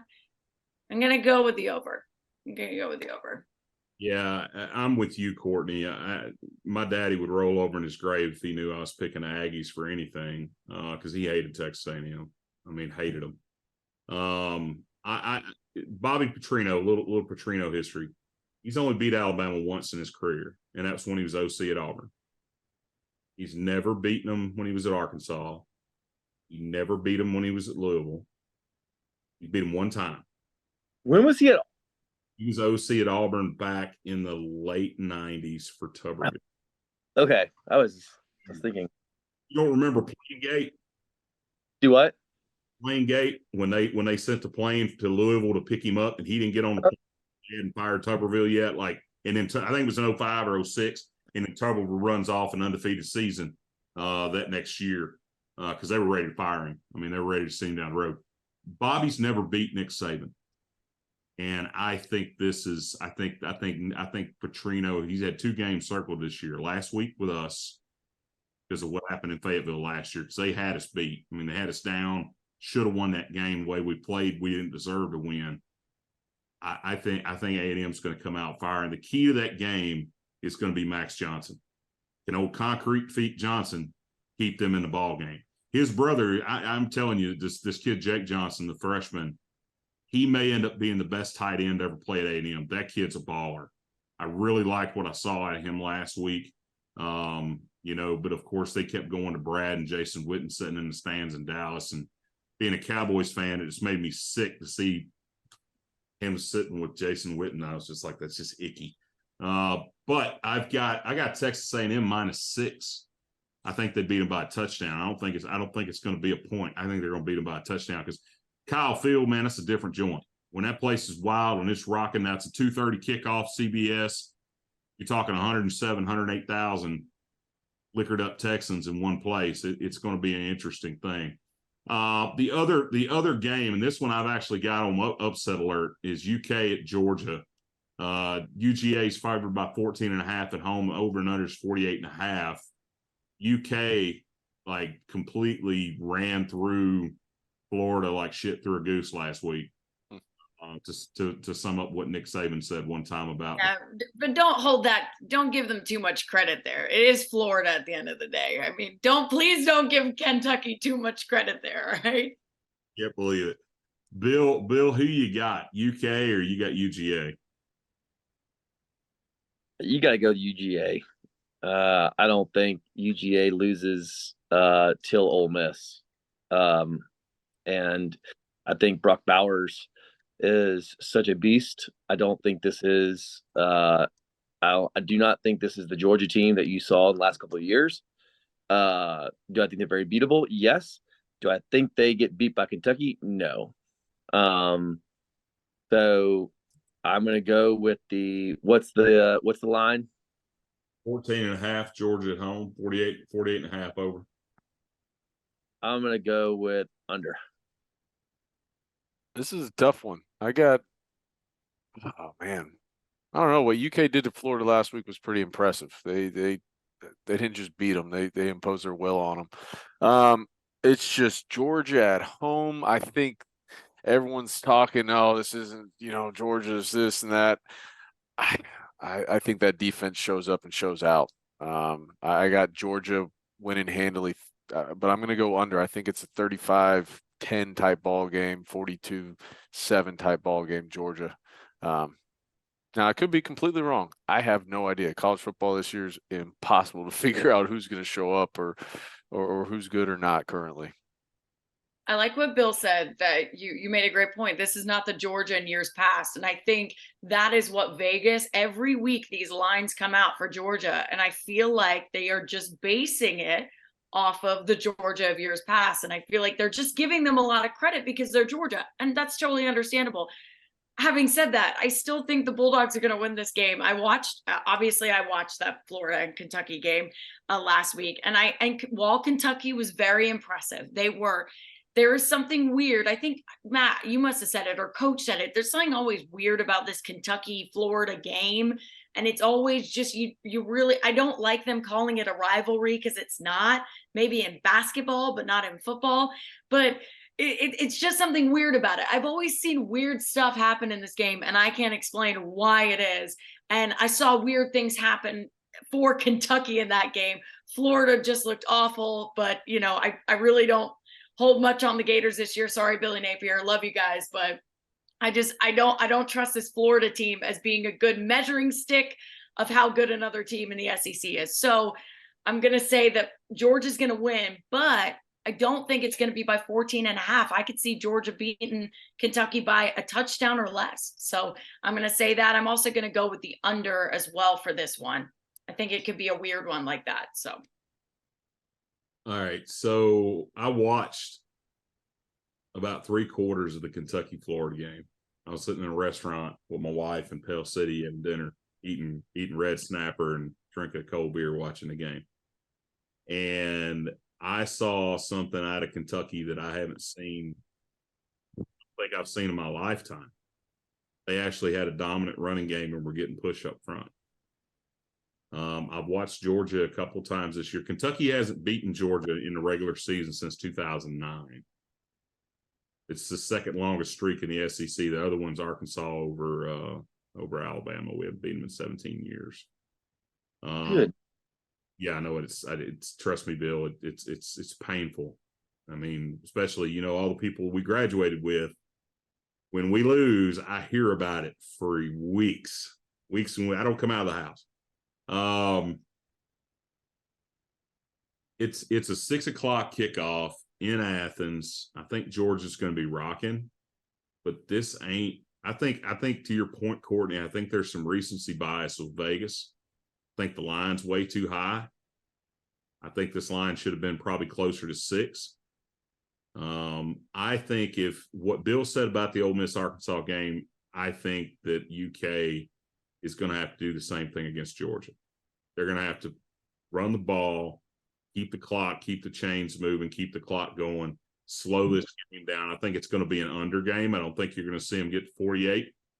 I think it's going to be like 20-17, 21-18, like some kind of just ugly dog fight. Now, maybe Beck may come out and blow them out and throw for 700 yards, but he hadn't shown that yet.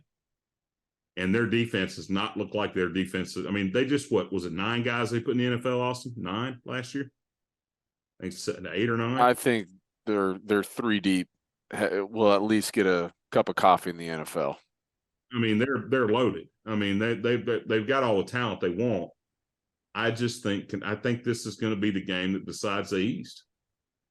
I think it is. I think, and I'll be honest with you, I got Kentucky picked in this game, and I never picked Kentucky because I think Kentucky sucks. But I'm with Coach, and I've got Coach's picks. I'm going to read them out when we're done. But matter of fact, I'll just go ahead and tell you, he picked Texas, LSU, Bama, UGA. So he's been chalked with everybody else except for me. I talked to him long about this. I tried to convince him that I think Kentucky's going to win. He thinks I'm nuts.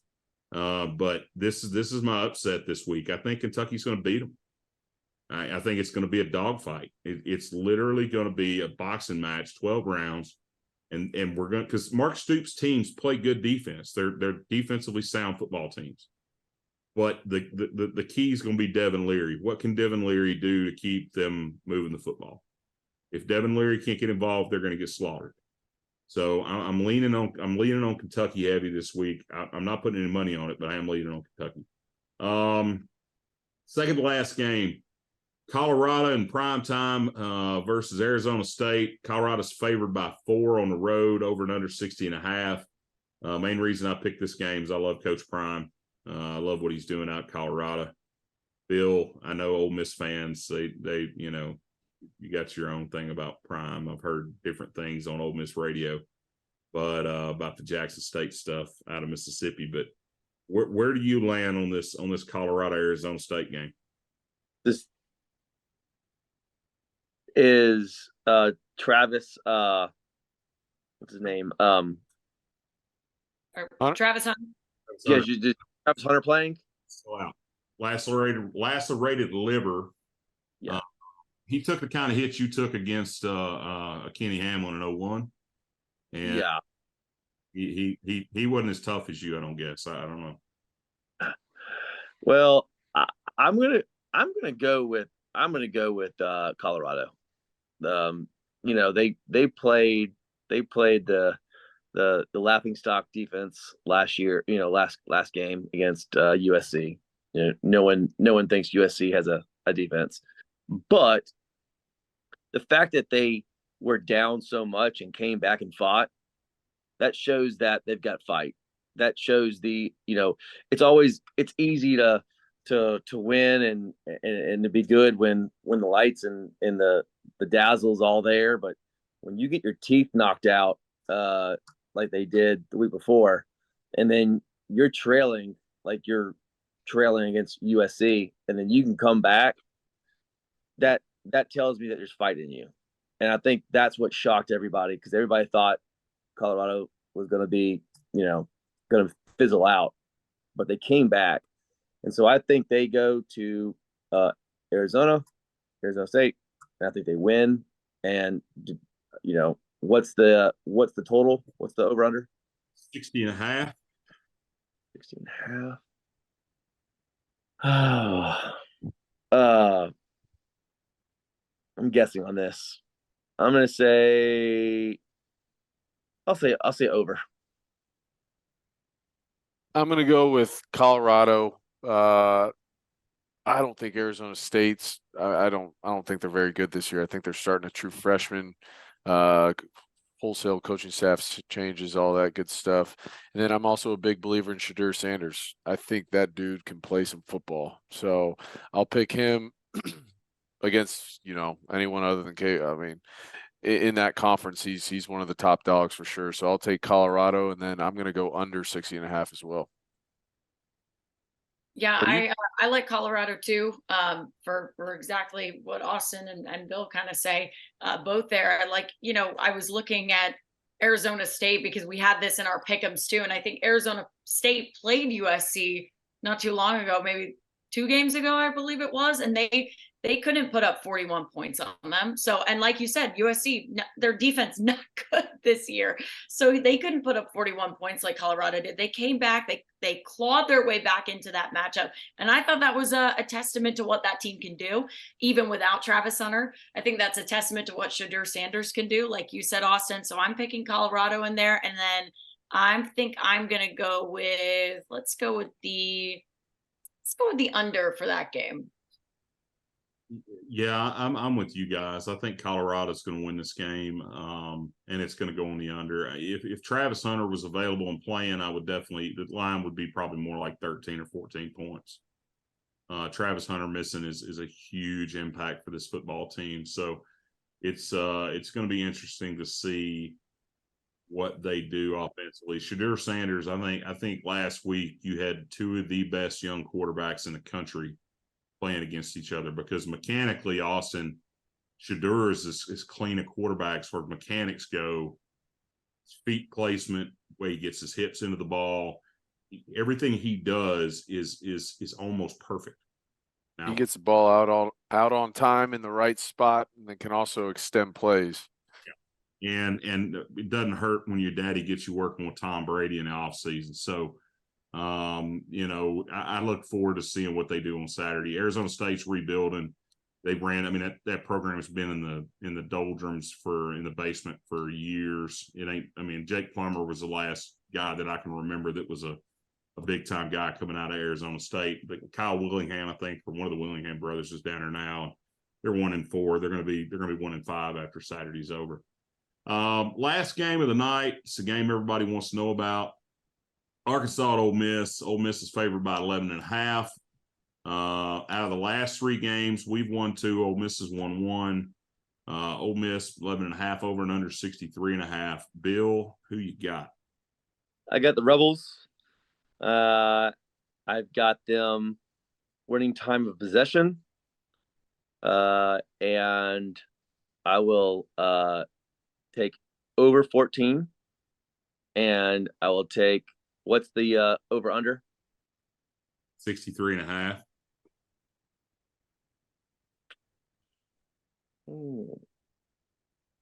I would like to say under, but I'm gonna have to say over because our defense is just so bad that I'm hoping that if the time of possession goes the way that I hope it goes, it's gonna go under. But historically, Arkansas just finds ways to come out of the woodshed and just play their absolute tails off. So I'm gonna go over.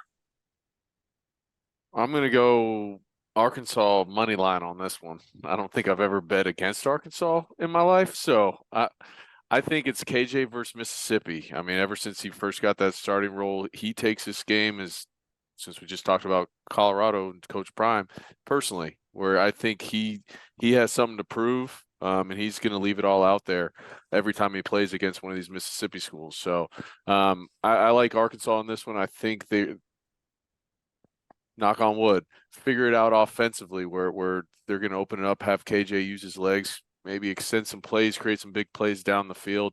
And like Bill said, this game's just, ever since I was there, that Henry Heave, it's just a weird game. Hopefully if it's a clear night, no rain in the forecast, I got this one going over 63.5. I picked Arkansas to win. Like every time we do our pick'ems, I pick Arkansas. I pick them to beat LSU because I thought it was going to happen. I felt good about that one. Felt good about Texas A&M. I was like, y'all, I feel really good about this upset pick this week. And I'm going to pick Ole Miss for the basis of, I hope I'm wrong. And I hope that because I picked wrong every time for Arkansas games, that this one's wrong too. The reason I'm picking Ole Miss is because I think there's something to be said about playing at home as well. Something to be said about playing in Oxford.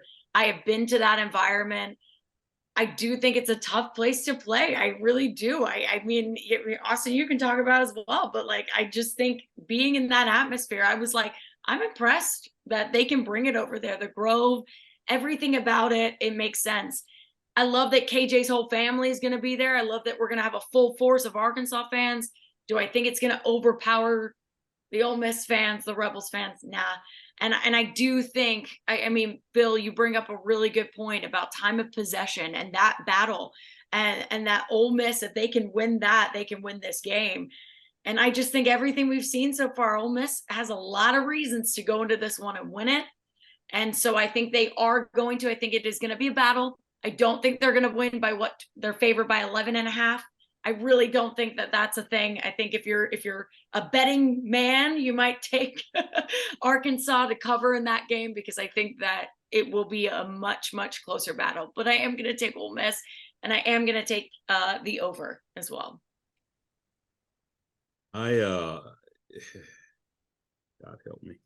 No. No, yeah, I know. I'm praying a little bit over here on the air. Panola, Mississippi. This kid, KJ Jefferson's from North Central Mississippi. Was not recruited by his home state school, and I know that he takes this game very, very, very personally. Last year, when they pulled him, he was telling them, leave me in the game, because he was wanting to pour it on. Like, he was not done. The other thing that I know, Ole Miss has got a history against us of when they play a big game and win the week before, the next week we come in and kick their doors off. Bill knows this. Happened when Hugh Freeze was there, happened when O was there, it happened when Nutt was there, happened when Billy Brewer was there. I mean, it's kind of been a thing. Hence that time of possession, because I don't trust Ole Miss for exactly what you're saying. I think it's a night game in Oxford. Hogs are going to win by 3 points. It's going to come down to a field goal. I think it's going to be like it was 2 years ago. The difference is Sam Pittman's not going to go for 2. He's going to give it to Cam Little. Cam Little's going to kick it's going to be a tie ball game. I think the over is definitely the way to go because I don't think the defenses are going to be able to stop one another. I think it's just going to be back and forth all night. I really think based on some of the things I've heard this week, I think Arkansas is going to try to stretch the field. I think we're going to try to throw the ball, be a little more aggressive downfield. I think losing Luke Haas is going to hurt us. We didn't really talk about that tonight. I'm interested to see what they do with the tight end position because, you know, as Austin knows, Coach Enos loves to get to the ball and the tight ends in the flat. How are they going to use the tight ends they've got on campus? Because Shamar Easter still got his red shirt. They haven't played him. Varkey's Gums hasn't played much. Nathan Bax hasn't looked that great. He's not really a receiving tight end. I know they played with Duke at tight end some in practice this week. I'm interested to see what they do on the tight end side of things. I think the offensive line getting shook up is going to be the biggest thing. If KJ and Kudus can communicate, like you said earlier, Austin, if they can get the communication part fixed and get everybody on that front five, they got the talent. The talent's there. It's getting them on the same page. And that's the thing is that they've looked like they're not all on the same page, running off the same sheet of music this year. I think this is the game they're going to do it. If they don't, we're looking at rolling into Mississippi State at homecoming 2-5. And that's a scary thought. As a Razorback fan, it's a scary thought. So I know I sound like a homer. I feel like it just when we play Ole Miss in Oxford at night, it's always nuts. I mean, the Hunter Heave, the different games I've been to, the 7 overtime game, I just have and there's this much of a chance that I'm going to get in the truck and actually drive over to Oxford. So it's going to be fun. So picking the Hogs -3, Cam Little wins it. Bill, thank you, man. It's been fun. I hadn't seen you in a minute, but I appreciate you joining us. We need to get together and have lunch one day in Birmingham here in the next couple of weeks. Absolutely. Say what? Let's do this. Steak bet. I win. You buy me a steak. You win. I'll buy you a steak. We'll get a glass of bourbon, have a good time in Birmingham one night. Big boys night. We hadn't done that in a while. Austin, we got it. Austin, thank you, man. Appreciate you being on the show tonight. And Courtney, always, always, always, you are so much better and so much nicer than that lemon lady. She is so mean to me. She's going to watch this later, and I'm going to get a nasty text message from her. But I mean, she's an old. Just understand that, you know. What can I say? Matt, thanks for having me on, man. It was a lot of fun tonight. And Bill, good talking ball with you. And Courtney, nice to meet you, and great talking ball with you as well. It was a great time to be a part of this. I really appreciate everybody. The guests we had, Tavis and TJ Metcalf, our sponsors, Barley and Vine and Bentonville and Lifestyle Print Company. Check us out on Twitter. Check us out on Instagram. Go to Arkansas Sports Network on Facebook, in Twitter X, whatever you want to call it. And check us out on YouTube as well. We're going to have high school football tomorrow night. Arkansas Sports Network will be live doing I want to say it's box site, but I probably got it wrong. I'll put it on Twitter. Appreciate you guys. Thank you for joining us. We'll see you again next week. We'll be talking about the Ole Miss game, the final on that, and we'll be looking forward to the Alabama game coming up the next weekend. Go Hogs. Have a great night.